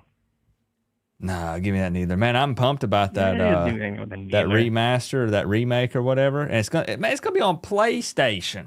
What is up with that? Dude, I'm a Halo veteran. I'll play it with some. Hey, you know what I got back here on my wall? You've seen it. Hey, come on, guys. Oh, yeah. Hey, buddy. Yeah. Right here. I know we're here to talk football, but I will always show off this classic right here. Hold on.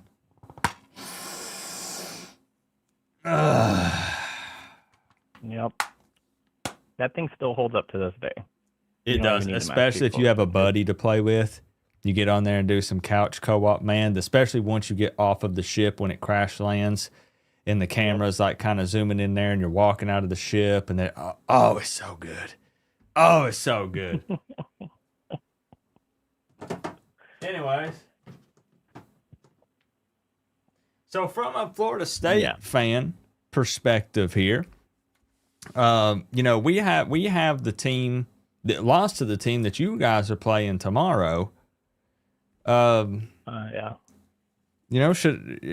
Miami or are Miami fans, Miami's not going to overlook SMU, but confidence seems to be relatively high with the Canes fan base. Miami's favored by like 10.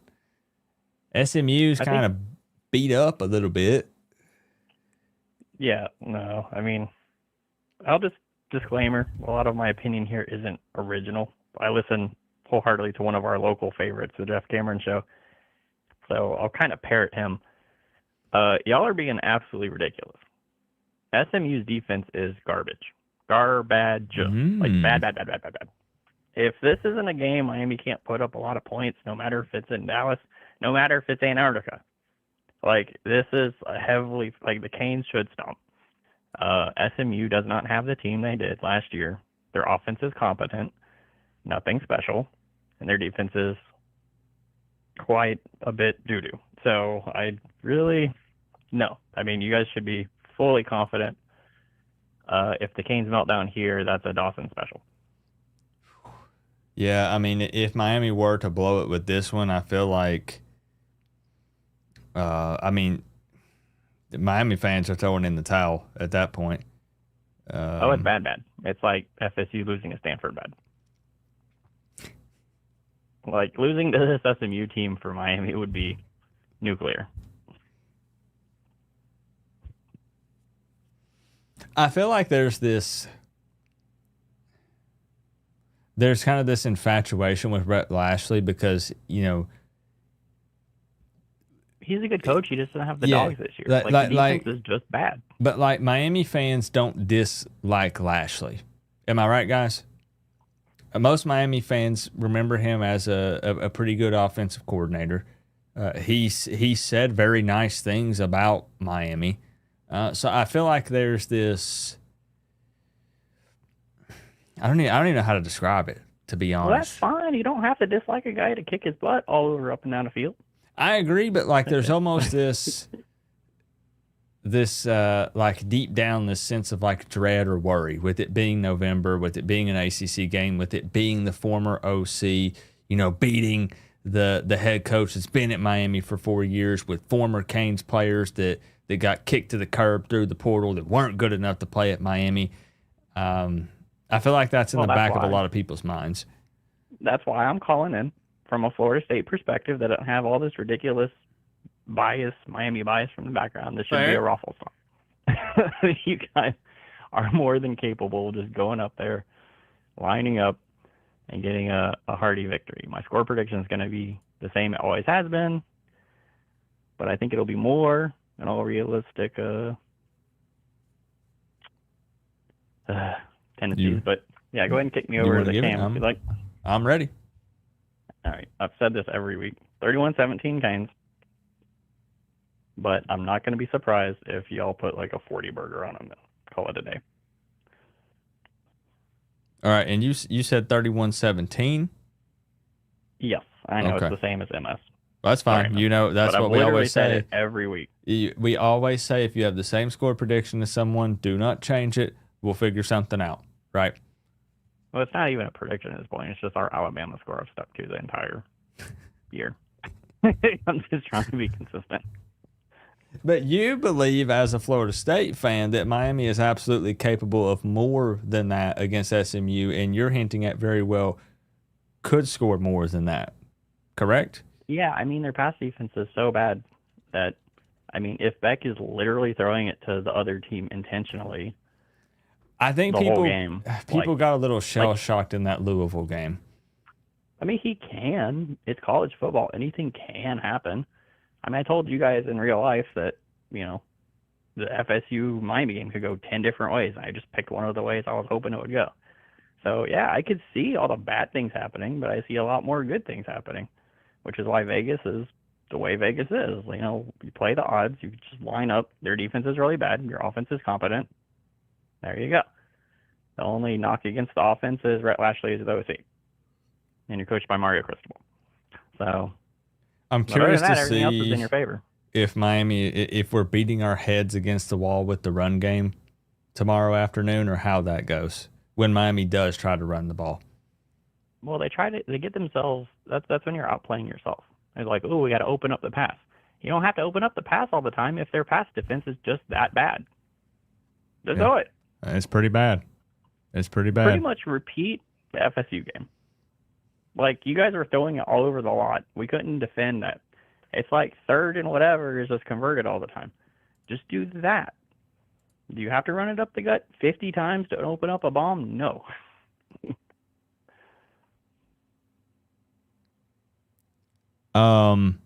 Did you see the North Carolina score? I've got this on my TV in the background. It's interesting. Hey, maybe they won't fire Belichick and keep him around for another year. Wow. That's crazy. Man. Syracuse has had really bad injury luck, to be fair. Really bad injury luck this year. I think they lost their starting quarterback in the Clemson game, if I'm not mistaken. I just one game at a time. I know, as always, but as a fan, like, I hope we beat the brakes off Syracuse. Well, you're just mad about last year. No, I'm mad about every time I bring up Syracuse. Everyone always says, "Stop disrespecting Fran Brown." Come on, man. He's a kook. When you're bragging about not washing till you win a football, that's gross. That makes anyone's skin crawl. It's like, dude, you are a big jack. You're going working out all the time. You have to shower. And you can't be showering just after a win. Wait, what? I hold on. I was not following this conversation. That went somewhere totally different than I thought it was going to. What is this? Yeah. Fran Brown, he's telling people he doesn't shower if they lose football games. So it's like, wait, yeah. What? You can look this up. I'm not making this up. Come on now. You trying to... No, he's kooky. Why would I make that up randomly? He does not shower if they lose a football game? Yeah, look at chat. MS is backing me up and all this kind of stuff. Yeah, go Google it. Where Brown can shower. I get proof of this? Let me look. Okay. Fran Brown. If you guys are messing with me. No. No, man. Okay. Syracuse coach. Oh, okay, buddy. Syracuse coach Fran Brown refuses to shower after losses. Winners get washed. Yeah. November of 24. I never read this or heard about this in any way. That's weird, because you know what happened last year? Y'all saved us from his stink by losing. Explaining his post-game ritual when he mentioned a lack of hygiene following a loss. According to Brown, he's so mad at himself when Syracuse loses that he just sits in his own filth for a day or two. Like, when we lose, I ain't even get in the shower till earlier this morning. I just be mad, I just brush my teeth. It's like I don't deserve soap. I don't deserve to do it. Yep. No, he's gross. He's kooky. Like, I like him. He's a great coach. He was one of Georgia's best recruiters. That's why he got hired to Syracuse. But, nah, man, that guy's he's worse than Dabo as far as the upstairs. So he's going to be stinky next week because they're getting their butt beat by UNC. He's going to be really stinky. Like, Mario's going to get up there and his nose is going to fall off. You know how funny that would be? I know coaches don't do that type of stuff, but could you imagine if Mario Cristobal went to shake his hand and he was holding his nose? He has such a big opportunity there to make some kind of meme or to roll with it. That'd be freaking hilarious.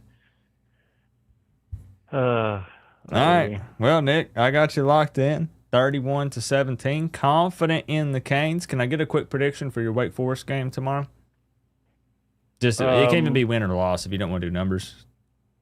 Well, I don't know numbers, but I just think until my eyes see it. Remember when I predicted an FSU victory over Miami? I didn't think the Gus Bus could be defeated until it was stopped. Same thing. Until we win an ACC game, I'm not going to believe it. We've lost the 9 straight ACC games, and of our last 17 games against FBS opponents, we're 2-15. And that was against Cal and Alabama. So, yeah, I predict a Florida State loss. To wear the U on the side of your helmet. Fair enough. I think it's crazy that Joel bet me $5,000 that Florida State would win more than 7 football games this year. That's tough. Yeah. And we're predicted to win. We're favored by 10. And, yeah, until I see it, I won't believe it. And I'm going to go. It'll be fun. Nick, I appreciate you. Hopefully I'll see you sometime tomorrow. Yeah. Take care. All right. Peace, bro. Bye. I'm just kidding, by the way, guys. I don't want people ragging Joel saying, pay up, Coop. I'm just joking. Probably. 2!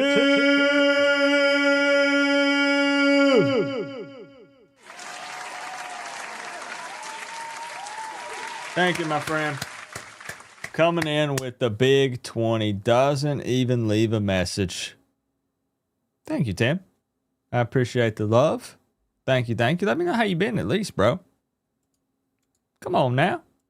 Thank you for the big 20. I will sit you atop the throne. I'm sorry, Tim. YouTube did the weird thing with the name change and stuff. So it's got the 994 and stuff. If you want me to put it, I can. I'll throw your name up there. Sit you atop the throne. Appreciate you, man. I was asking him to predict the Florida State game. He predicted the Miami game. Yeah, I can't believe it, though. UNC is going to get a pretty substantial victory numbers-wise. They're over Syracuse 27-10. Man. Oh, it's been bugged where people can't leave a message. If it does that to you guys, just type a message after whatever you had typed, and I'll pin it up. Just let me know. Just type a message, and I'll put it up there. Let's get it open back up. $603.05 on the line. You just called that number right there. 865-229-4131. I still can't believe this man. Like, did he think that was going to be like a badass quote? This man's so dedicated, he doesn't even shower if they lose. Brendan, can I ask you something before we start this convo? What's good, boss? If Miami loses, do you refuse to shower? No. You still take a I'll shower? regardless. I'm just curious. Okay. I mean, like, I know we're fans, not coaches, but I didn't know if there was anyone out there who was like, man, I'm so pissed off, like they lost. I'm just not going to wash my butt for 3 days. That don't apply to us. You know? Like, imagine going into work and everybody's like, man, what stinks? And you're just over there sulking in your own filth because Miami lost and you're mad and you don't want to wipe your butt. Like, good grief. We had a kid in high school play wide receiver, man. He refused to wash his game socks after every game. And we finally told him that we was going to beat him up if he didn't wash them. Good. It was bad. So, we had an interesting conversation. A bit like you don't sleep after a loss. That's totally different than not bathing, though. I don't. Yeah, that's totally whoa. You know. You're still pretty upset with Dawson, I take it, right? Yeah. Did you see Jason Brown put Dawson in his place after he made his comments on his media availability? I did. I watched the interview. Yeah, I did watch that. Yeah, I saw it. Talk about how you can't run outside, you know, out of the gun, but he can put up 100 plays. That proves how he did it. I saw it. Yeah. And before we get off, I do got a comment, and it's directly to Mario Cristobal. You're addressing the head man. Yeah. Okay, I'm gonna turn you up. I'm gonna make sure it's really loud and clear. All right. All right, and this is to Mario Cristobal. You're a petty ass coward for the way you did Willis McGahee. There's no reason why Willis McGahee should have went to the Florida State game and Peter Warwick had to come get him because that legend didn't have a ticket. There's no reason he shouldn't have been allowed on the field for the Louisville game and denied access to the field. Says because of his affiliation with Nevis Shapiro. Why isn't Brock McKinney's suspended? He's been on Nevis Shapiro's podcast. Brett Romberg, why isn't his suspended? Devin Hester, him and Nevis Shapiro still close. You let an ex-crackhead Michael Urban on the sideline, but you can't let a Miami legend on the sideline. So Mario Cristobal, you are a petty-ass coward. And I will call you that every day until you unsuspend his credentials. You don't keep a Miami legend off the sideline because you have a problem with Nevis Shapiro. That should have been between you and Nevin. And if you ain't got the gall nor the nuts to address it without taking it out of Willis McGahee, you're a bitch. And that's to Mario Cristobal. I'll be honest. I don't know the details of this. We won't dive into it tonight. I'm just saying, I heard this after the Florida State game when a Florida State player had posted it, and then again when a player from Miami, his parents posted on their Twitter account that he was denied before it ever broke. McGahee went live tonight on his podcast and told the whole story. Okay, I'll check it out. I haven't been up to date on whatever's going on with all that, so I can't speak on it, but just because I don't know, You all should the go details. watch it. And so should every Miami Hurricanes fan that sit here and defend Mario Cristobal. That's the kind of coward you have as a head coach. That you deny a legend field access. Could you imagine Tim Tebow going to Florida and them telling him he don't have field access?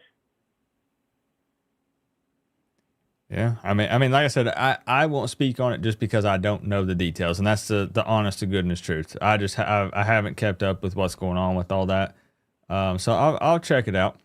You need to go watch that. I'll see what's up with it. I've been fuming since the Florida State game over it, because Peter Warwick had to come get him and put him in a suite. I'll check it out. How does this look to the recruits? How does that look to the players that he sees on a daily basis from Miami Central? The running backs that he's in contact with, the high school recruits that he's in contact with, that give her, advice. Do you think he's about to send one of these players to Miami?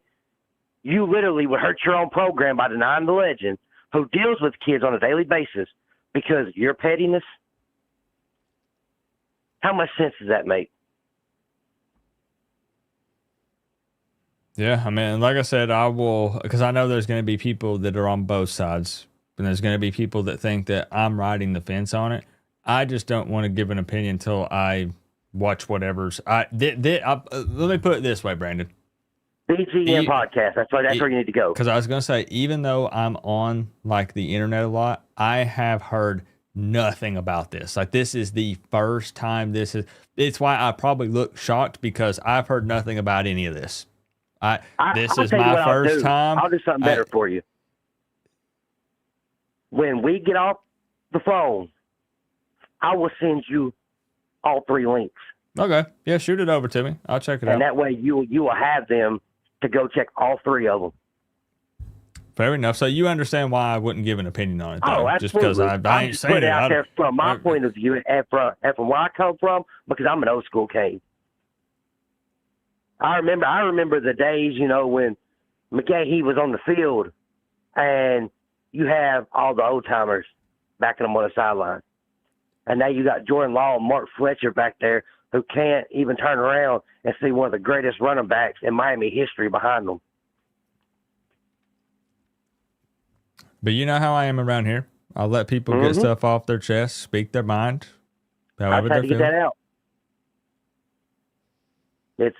It's been on me since the Florida State game. And like I said, I kept quiet about it when I started seeing the parents who had posted on X, because I wanted to hear it from McGahee. And when he broke it today, that was the end of it. And he tells it all from the Florida State game till now. I'll check it out. I'll let you know what I think about it. I don't mind. And as far as Lashley, yeah, he got a bunch of little sly comments. Yeah, so people were mentioning Lashley's comments, and I didn't see that either. I guess I've been living under a rock this week. Did he poke at Miami or something? Or it's during his weekly media availabilities. There was some clips of it that was on YouTube where he said that he's ready for this challenge, but it's not going to be the hardest one of the season and things like that. So people took it as little sneak disses or something? Yeah. Yeah, he's had a couple, but he's had them ever since he left Miami. But he has every right to. Everybody wants Mario Cristobal to be Nick Saban, but Saban's got 7 titles. Mario has nothing. And that's who they're expecting to save this program. A coach who is 16-5 when he's a double-digit favorite. Well, speaking of that, because I know there's some things that you're upset with, obviously, with Mario and Dawson, and you've been very vocal about that. But for this game, looking at the way the Canes and the Mustangs match up, what are your thoughts, though? Do you think Miami comes out on top? I do. And I think it's simply, and I think simply just because Malachi Tony will be the difference maker, because they ain't got nobody who can guard him. He can. I mean, he'll turn some medium passes or short passes into either long gains or touchdowns. Or I mean, and depending on what technique they play, and which I heard some comments earlier about, Fletcher cutting the back. Fletcher's a big back. He's a contact back. But you can't take one game where you're playing Stanford, who is dead last in every category. I mean, yeah, you should line up and run over them. It should never been 7-7 at halftime. But you're getting later on in the season where you're going to have to get outside. And Dawson saying, you mean run option with Carson? No, you don't have to. And like I put in on your video, he says you can't do it. Vanderbilt, Missouri, Ole Miss, hell, even Alabama, I mean, SMU does it. You know how many teams run outside out of the shotgun? But he says every team in the country does it, but they do. He says 90% of the time it don't work. But last I checked, Vanderbilt has 3 running backs over 500 yards out of the shotgun sweeps. And Ahmad Hardy from Missouri is 1,000-yard rusher, and he runs outside 80% of the time out of the shotgun. I mean, Dawson's just a complete moron, and he believes this in his head that he can't do it. That's why he'll never succeed. That's why we will be best at 10 games under Shannon Dawson. Because when we get in the playoffs and we have to play a real coach, not only will we get out-coached, but we're going to end up getting embarrassed because of their inability to adapt. That's what will end up happening. And then everybody's going to be mad. Talk about, well, this should never happen. Well, shit, we told you that week 3. Well, I It mean, should never happen when they didn't change nothing. Here is their opportunity. We're here at the November stretch. 5 games this month. Historically, under Mario specifically anyways, had a bit of a tough time. You got to go away to Virginia Tech, Pitt, and then as you said, if they make it into the playoffs, you're going to play some pretty high-powered offenses, some great coaches. So here's the opportunity. Let's put it this way. Look at Georgia Tech. Do you think that they are the most athletic team in the conference? Most athletic? Because no. They're not. But they have great coaching. They scheme. They do have great opponents. coaches. They put their players in position to succeed, not to fail like us. Yeah, I can't really say anything bad about Brent Key. He is a great head coach. They're 7-0? Yeah, they're and they undefeated. have nowhere near the talent we have. Now, what do you got for me for SMU, though? What are you thinking about tomorrow? I was on the fence about it on 2 scores, but I'm going to go ahead and give you 34-20 Miami. 34-20. 14-point dub. Now, with that being said, with just closing thoughts here, is that more because, again, I know, as you said, the frustration with Dawson, the play calling and stuff. I mean, is that just because you just believe Miami's just a more talented team here and they're just able to? I just believe that we're going to turn some small plays into big plays. It's like I said, I mean, they have a good red zone defense. Everybody knows that, but it's because their secondary is terrible. I mean, once you get inside the 20, I mean, you can condense your defense down. You can spread your safeties out. You can back your linebackers up, and you can keep everything in front of you, which is essentially what they're going to try to do anyways. That's why I said, the underneath route to Malachi or the cross from Malachi, that's going to turn into a big game because their linebackers can't run with him. And, I mean, their secondary is absolutely atrocious. But again, I can also see them coming out and knowing how we play defense and how Mo Torre gets lost and don't know where he's at half the time and has to be babysit by Jacoby Thomas. That, yeah, I can see Romello Brinson or Chris Johnson one getting behind him and it turning into a track meet. Fair enough. All right. Once they find that out, we'll know if Heatherman is doing what he's supposed to be doing or not. Brandon? Because how would you adapt to it? We'll find out. And I'll leave you with that. Got you locked in, 34-20. And hopefully I'll see you tomorrow afternoon at some point. All righty. Yeah, and I'll go ahead. I'll shoot them links over to you right now. Yeah, sounds good. Send them over and I'll check them out. All right, boss. All right, appreciate you. All right, see you, man. All right, peace. Hey, like I said, everybody can speak their mind here, good or bad. And then we let the people sort it out in the live chat. What is Coach Coop dressed as? I am Link. It would have been more convincing, if I had like the Master Sword and a shield and stuff, and I used to have them. I don't know if I got rid of them or I don't know what I did with it. I have no idea. Funny story though, the only Zelda game I have ever beaten is Wind Waker, the one on GameCube. That's it. I've never finished Ocarina of Time. I've never even picked up Majora's Mask. I mean, it's funny because I have them. Let me see.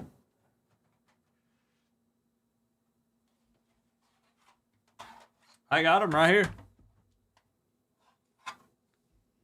There's Ocarina of Time. I'm a huge video game collector. I know you guys want me to shut up about it. And there's the Majora's Mask with the lenticular cartridge. I've never played this. Literally never played it. All right. Good to see you too, Yalaha. I know you've been in here. I just want you to know that I've been seeing your messages. Use the Minecraft sword. You get a diamond sword. We'll take a couple more and then we'll wrap it up because it's a little bit shorter tonight and less phone calls. But man, we got to be up early. Because Coop, I'm still not going to go to bed until 3 a.m., 4 a.m. And I got to be up at like 9 to prep for the stream. Mr. Zach Jones. Are you there? Yeah, I'm here. What's going on? There we go. It was cutting out a little bit. Fan of the undefeated Yellow Jackets. Yes, sir. Who do you guys play? We got NC State. It's a 7:30 game in Raleigh. You feeling pretty good about that one? I mean, yeah, I think so. Their tight end Jolly's probably the best tight end in the ACC. He's supposed to be out. Hollywood Smothers, he's probably the best running back in the ACC, or at least stats-wise. He's supposed to be out, so I don't really think they're going to be able to keep up with us. I mean, if anything, maybe, it being a night game and it being their homecoming, maybe it could be a little bit of an upset, and maybe they could keep up that way, but I don't think they're going to have the power to keep up with us, and their defense is like 130th in the country. So we're going to put up probably 30 points, and I don't think they'll be able to keep up. Is Georgia Tech, before we get to the Miami talk, are you guys still relatively healthy? Oh yeah. I mean, we've gotten pretty lucky. I'm not gonna lie. Our best cornerback, he had a dislocated ankle and it looked pretty nasty. We thought it may have been a break or something, but we got pretty lucky with him. So he'll be back pretty soon. We're in the same boat. We're like blessed when it comes to avoiding the injury bug this season. That's something that seems like year after year has really impacted us, and it's not really been a problem this season. Thank goodness. Yeah. So Miami SMU, Miami fans continue to bring up Rhett Lashley and the former Canes and stuff, but the score predictions have all been, Miami by like 14 to 17 points. So it seems like there's confidence there. SMU just lost to Wake Forest. Are Canes fans overlooking SMU at all? I don't think so, but I don't think it's going to be as big of a win as some Miami fans think. I've been in here now for about an hour and a half. I joined like 30 minutes after you started the stream. Mm-hmm. And I haven't heard anybody mention it. I don't know if you mentioned it at the beginning of the stream. They just extended Rhett Lashley. Now he's a top 10 highest paid coach in college football. Wow. I saw that news drop on Twitter right before I went live, but I didn't click on it to see what the details were. And after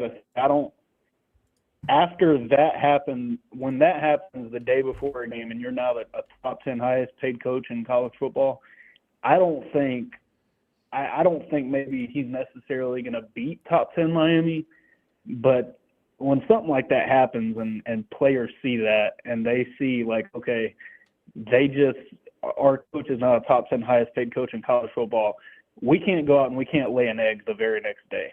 So I don't know if they're going to beat Miami, beat a top 10 Miami team, but you're going to try to put on a show. You're going to try to keep it, especially in your house and it's homecoming. You're going to try to put on a show. So I think they'll keep it close. I'd say Miami. I'd say Miami 31, SMU 27. Maybe 20.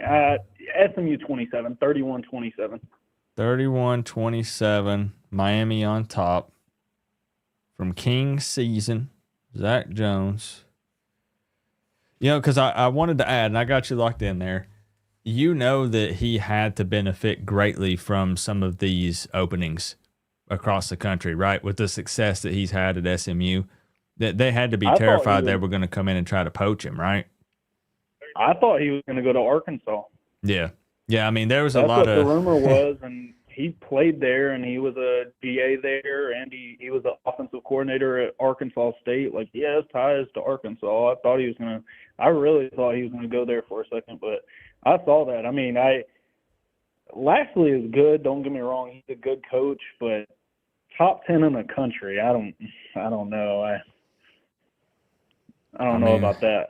I guess we'll see if it pays off. It says 2-year extension.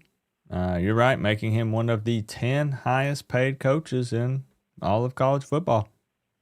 You ask me, I don't know if there's any SMU fans in here. I don't want y'all to get y'all There's not. panties in a bunch and be like, oh my God, you're talking shit about our coach. I think that's a severe overpay. I wonder. That is a severe overpay. I don't know what the length of his contract was to begin with. Was it like a 5-year or? I'm not sure. Let me see if there's details on that. There's something I need to talk to you about, though, Coop. I didn't do it. And you didn't do this, but this is something me and you have been talking about now for going back to 2023. Haynes King, man, is he going to do it this year? Wait, what was your question? I said, we've been talking about Haynes King since 2023. Is he going to do it this year? Like, go all the way?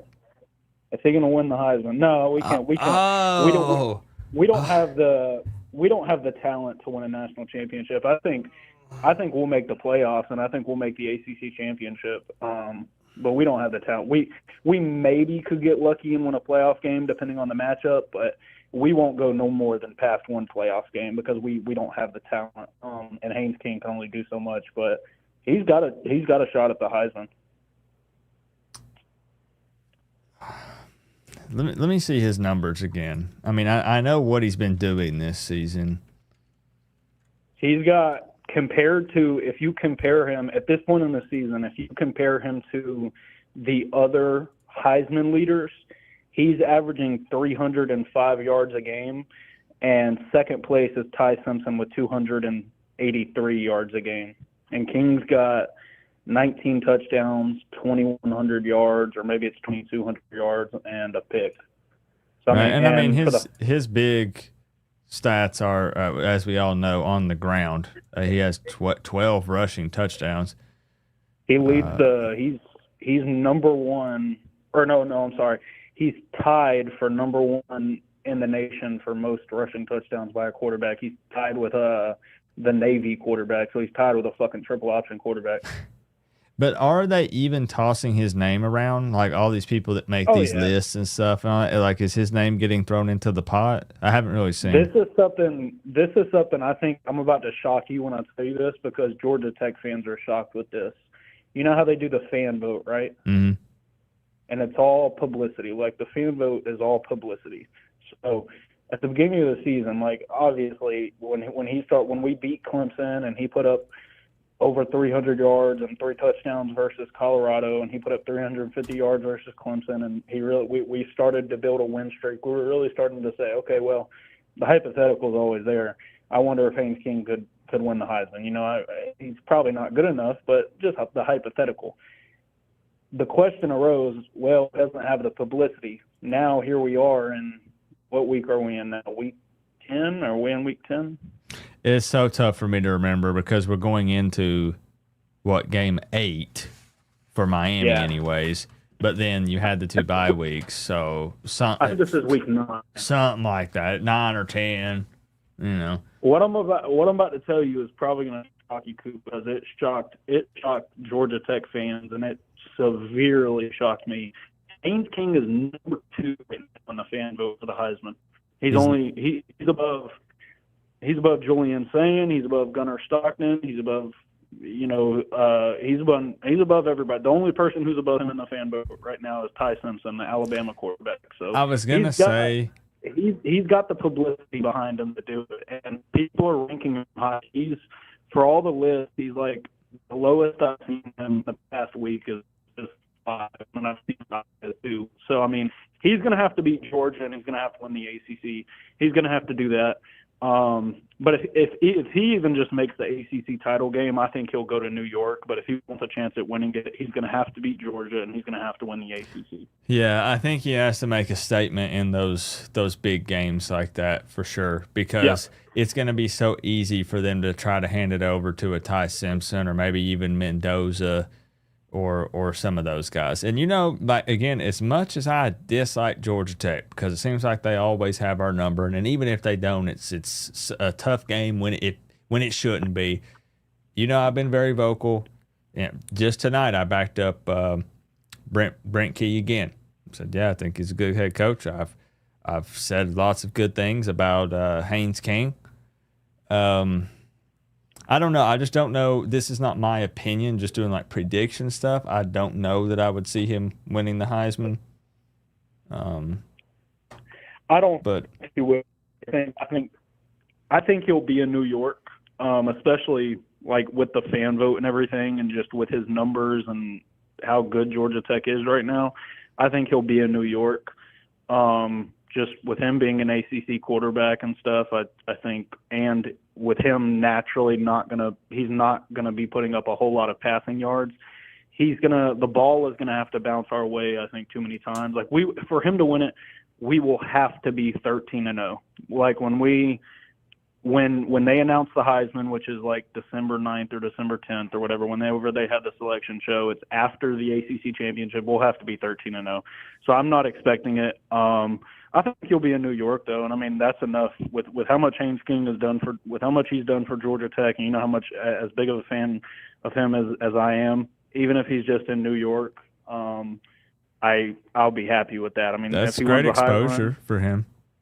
Yeah, I mean, if he wins the Heisman, fuck yeah, that's great for the conference, great for Georgia Tech, great for him. I'll be extremely happy, but I'm not expecting it. But it's good to talk about. I like talking about it. It's good to see the buzz around his name because he's a humble guy. But Haynes King, I'll be honest with you, I don't know if there's another quarterback in the country that deserves it as much as he does with how much shit he's gone through. He came into college football in 2020. He had 3 season-ending injuries at Texas A&M. He won the starting job multiple times, had multiple season-ending injuries, transferred to Georgia Tech. People called him a bust. People said he sent him death threats. I mean, I don't know another quarterback that's as humble and as deserving as him. Yeah, I mean, other than on game day, and if we play them, obviously I don't have any love for him, but he seems like a good dude. He leaves it all on the I don't field. know why you got to be like that, Coop. Come What on now. What do you mean? I root for Miami. If we are playing Georgia Tech, I want Miami to wipe the dang floor with those guys. I don't like that they don't like Georgia Tech though. I like Miami. You want me to come on here in front of 27,000 subscribers? Now I'm a very small fish in a big pond. I'm just saying, and say I like Georgia Tech. Yeah. It's not like you're saying you like Florida State. I'll tell you right now, Coop, the only ACC team that I hate, the only ACC team that I hate is Clemson. I didn't say I hate Georgia Tech. Hate's a strong word. I hate Florida. I hate Florida. You didn't say you hate Georgia Tech, so I take it back because you're right. Actually, the only team I hate is Clemson. I dislike Florida State, but I can tolerate rooting for them if I have to. Like if it helps Georgia Tech, I can. The only ACC team that I hate and I will not root for is Clemson. So I take it back. You're right. You did not say you hate them, so I can get your standpoint. I can get that. Yeah, like is also a very strong word. However, like I said, respect. I can respect what he does and how he plays. I do not like Georgia Tech, though. No, I got to be honest with you. Nick said, "Why would anyone hate Clemson?" Is that a real question? I'm all Miami. I'll be honest, bro. I'm all Miami. I make some jokes maybe about like UTEP and stuff, but I'm all Miami. Georgia Tech owns Clemson all time. Like we're up on them all time by like 15 games. Like we own them all time. But from 2012 or 2013 all the way up until this year, they have owned us. They've beaten us 9 straight times, even though we own them all year. So I've had to deal with it. I'm 21 years old. I've had to deal with it practically since I was 10. So yeah, I can't fucking stand Clemson. I'm just so glad that if we would have lost to Florida, it was never going to happen. But if we would have lost to them, and then now we're not going to play them for some time, who knows when we'll see them again? It would have ate me Clemson? up. No, I'm talking about Florida because that's a team I actually hate. I very actually rarely do say hate. I make jokes, but like if I like an actual hatred, I hate Florida. What if I told you I'm rooting for them this weekend? For Florida? Yeah. Personally, I would say you're out of your mind, but you must have forgotten who they play this weekend, sir. It don't matter. They play Georgia. Come on now. Frick Georgia and frick Florida, right? The hell with Georgia. Hey, what I've been told my entire life, and what this is probably every football fan. Every football fan probably goes by this. I've just never heard anybody say it except for my dad. My favorite teams is Georgia Tech and the team that plays Georgia. So I'm sure other fan bases go by that too, but that's how I roll every single week. Hey Zach, I appreciate the conversation. It was good to have you called in tonight. And yes, sir. We'll see you tomorrow. You gonna be live in the morning for the Miami game? Yeah, I'm gonna roll out of bed about 11:56 Eastern time. I will stop in here then. You will see me in the chat. All right, sounds good. Looking forward to a W. All right, boss. Have a good night. Peace. Man, I tried to sound all cool. I was like, frick Georgia and frick Florida, and I said flick instead of frick. Man.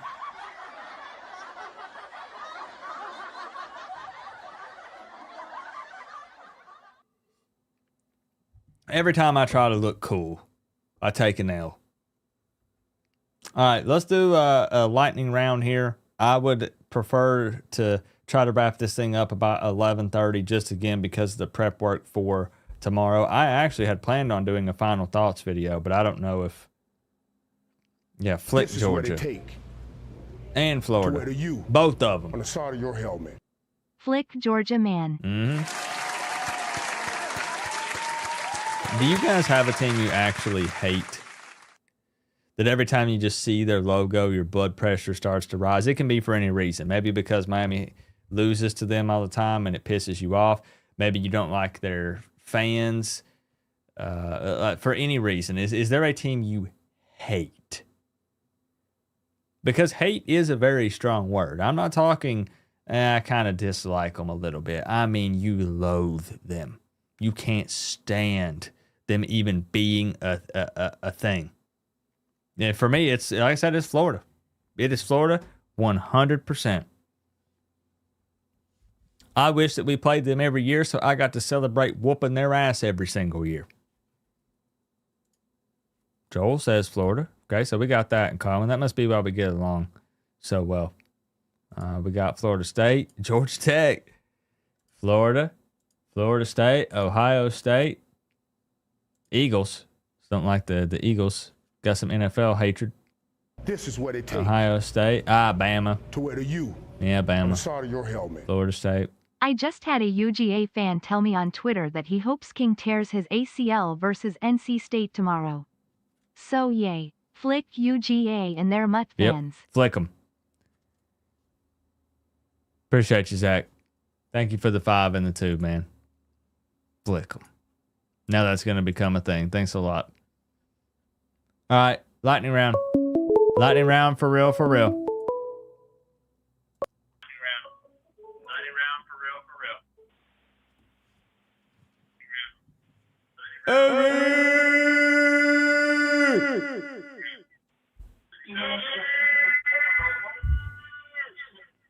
What's happening, dude? That was great because I can hear myself in the background. It was like a high-pitched squeal. That was fantastic. Oh yeah. Did I sound that stupid in real life, like on the stream? No. Mm-mm. Okay, good. You're Good all right, answer. guy. Good answer, because I was not going to get your score prediction if you said otherwise. Oh yeah. Well, I make it kind of quick, but cause I'm as you can tell I'm sick, but I hung out long enough to get a call in. So Well, that's no bueno. I go But you figure. I leave from Vegas with an 85-degree weather, perfect weather, and come back here and it's 35, 40 degrees, and I get sick. Yeah, that's kind of a tough transition for your body there. Oh yes. Yeah. I've been kind of quiet since Louisville because I'm still pissed off about it. Me too.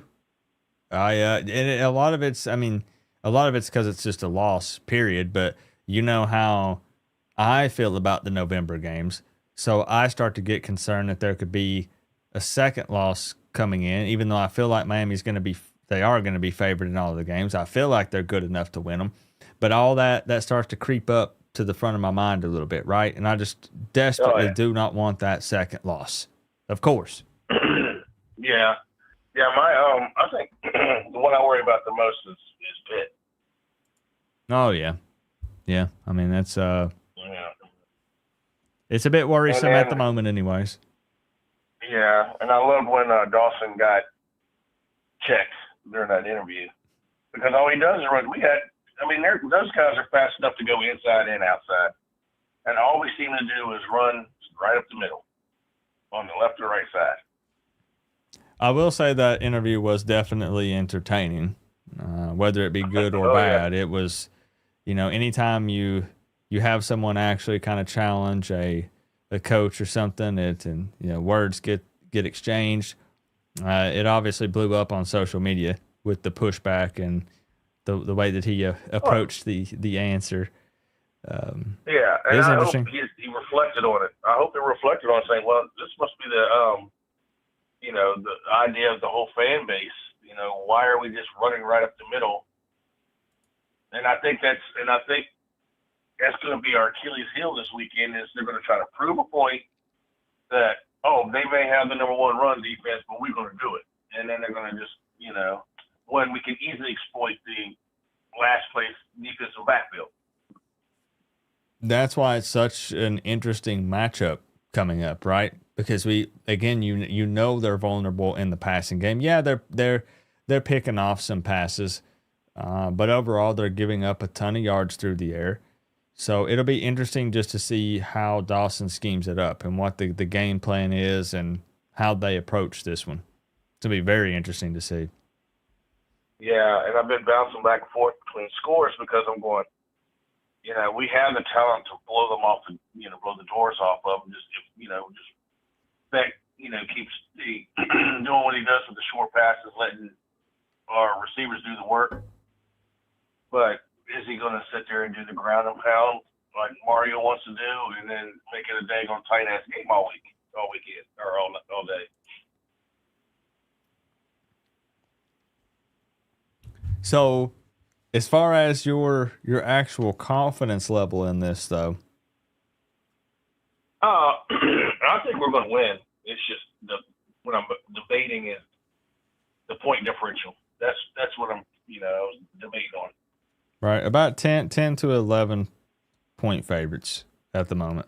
Yeah, and the funny thing is your very first caller had my score that I was originally going to go with. And then somebody else picked it later on. And I'm like, ugh. Now, what if that's the one and just everyone's right? Yeah, that means I don't get 600. I only get, divided by, I think there was only two people that picked 31-17, right? Yeah, and I mean, to be fair, I'm right there with y'all. I'm 28-17. Yeah. I'm right in that same realm.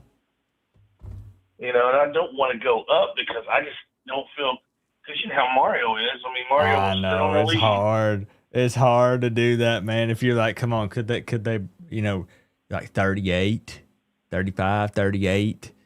Like, yeah, I was bouncing 35 myself, Yeah. 31, 35, and I'm like, oh, because obviously with Stanford, you put the young guys in there, they still wanted to score, so, they did do what they did, but this is a different game. And they're not going to, take their starters out if there's going to be any kind of chance for them to come back. So, decisions. just so you know, I'm activating the sky cam. I'm putting some pressure on you. No, you're good. I was getting ready to say go to the sky cam. There's the man, Corey. We love you, Corey. Yeah, buddy. You want to know what's crazy? What's that? Every single score predicted tonight has Miami in the 30s.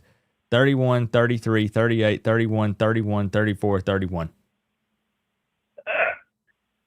Well, we're going to go with 35. 35 to 17. Okay. And honestly, I think we could keep them even lower than that, but it's weird, like, how much stock do you put into that Wake Forest game where they put up 12 points? yeah. And yeah, SMU has some injuries, but these guys are going to get up and try to play, the ones that are capable. It's playing a top 10 team in the country. Miami's coming to town. It's homecoming. You want to show up and show out. It's just not that. It's Miami itself. Everybody wants, it's like their Super Bowl or their national championship game. Yeah, I mean, the game's sold out. Everywhere we Yeah, go. Yeah. I don't know, homie, but I know this is a lightning round, and I'm just glad I got to make a call, and I'll get somebody else in here. But all right. and then I'm gonna go lay down and die. Fair enough. And then reincarnate tomorrow for the game. Yeah, it's early, man. We're gonna have to get up and get some caffeine in the system and try to wake up for that one. Well, I got about 6 energy drinks in the refrigerator, so. There you go. You're ready to rock. So 3 in the first half and a couple to finish it out. My man. Well, it depends on how the second half is. Might be swapping out the energy drink for something else if the first half ain't looking too good. Yeah, I have some Buffalo Trace bourbon in the refrigerator, too. There you go. So you are ready. You are. For whatever outcome. All right, Eric. I got you locked in, man, and looking forward to hanging out tomorrow. All right, All homie. right, peace. All right, peace. And I did double check. Don't quote me on this, but it looks like that Lashley did have a contract that went through to 2030 that has now been extended to 2032.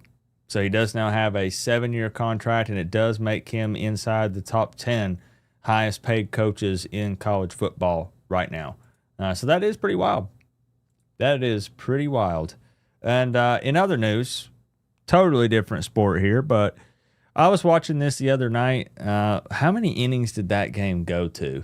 It was like 17 innings or something, 16 or 17 innings. Absolutely wild game. It went on until 2 or 3 o'clock in the morning. And it was pretty entertaining to watch. Which one was it?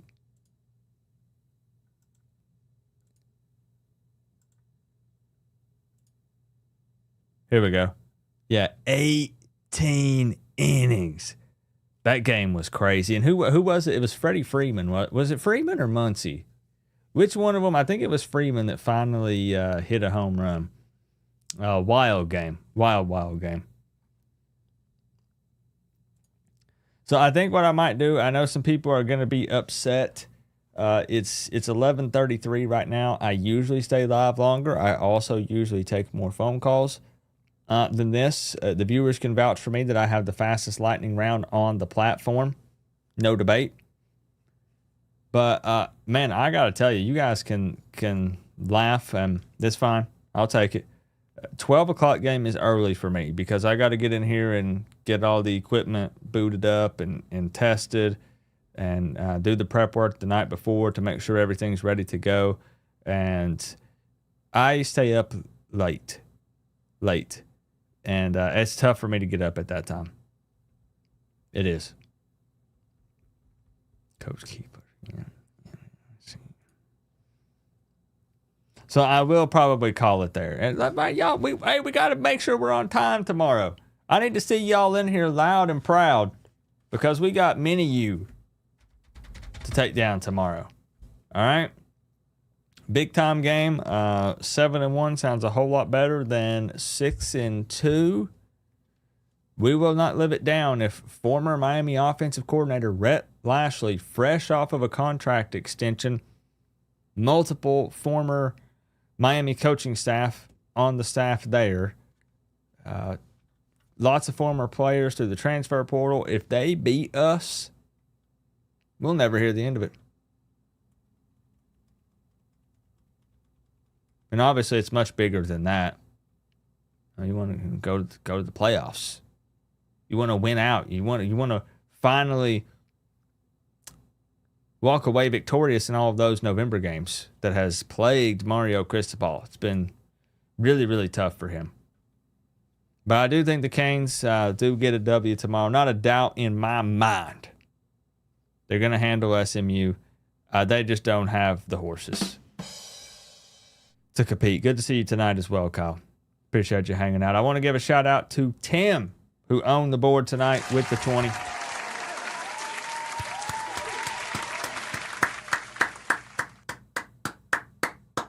Appreciate you. We also got some love from King Season tonight. Falconer, MS79, my man Bruce, Tropigal, Eric, Roach Killer, Tommy Cruz, Team Cyber 1, Jamon, Duck, Brandon Morgan, Ray Lewis, and Mr. John Bird. Taking the under for Georgia quarterback. Big game tomorrow, y'all. Big game. Just don't forget to try to make sure you have a backup plan to watch it if you have YouTube TV, because I'm going to have to do the same. Am I going to wake up extra early and see if they have settled the dispute and it's going to be available? Am I going to do the day pass on Sling? Am I going to do a free trial on like Fubo or Hulu or something? Because I've got to watch the game. Yes, I might want to make a statement to Disney or ESPN or whoever, but I'm going to watch the game. Period.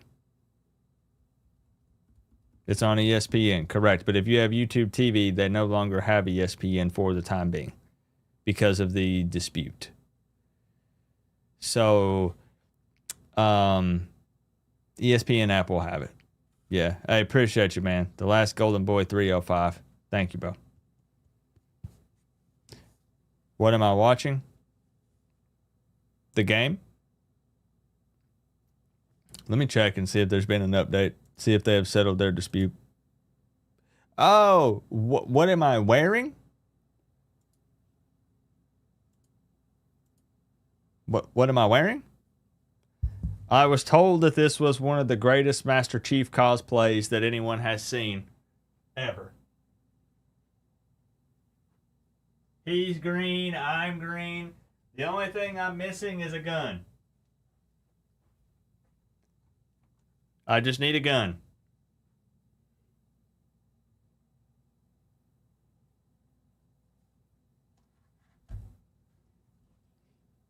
I'll see y'all tomorrow.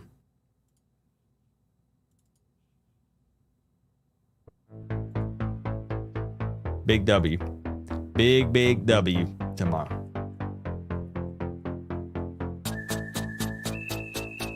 I appreciate y'all for hanging out with me. I'll see you for the watch party, all right?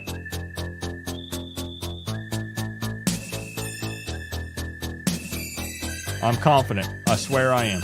I'm feeling great. Feeling really, really good about tomorrow. We're going to take it to Red Lashley and them stinking ponies. Ship them off to the glue factory. Get a big W.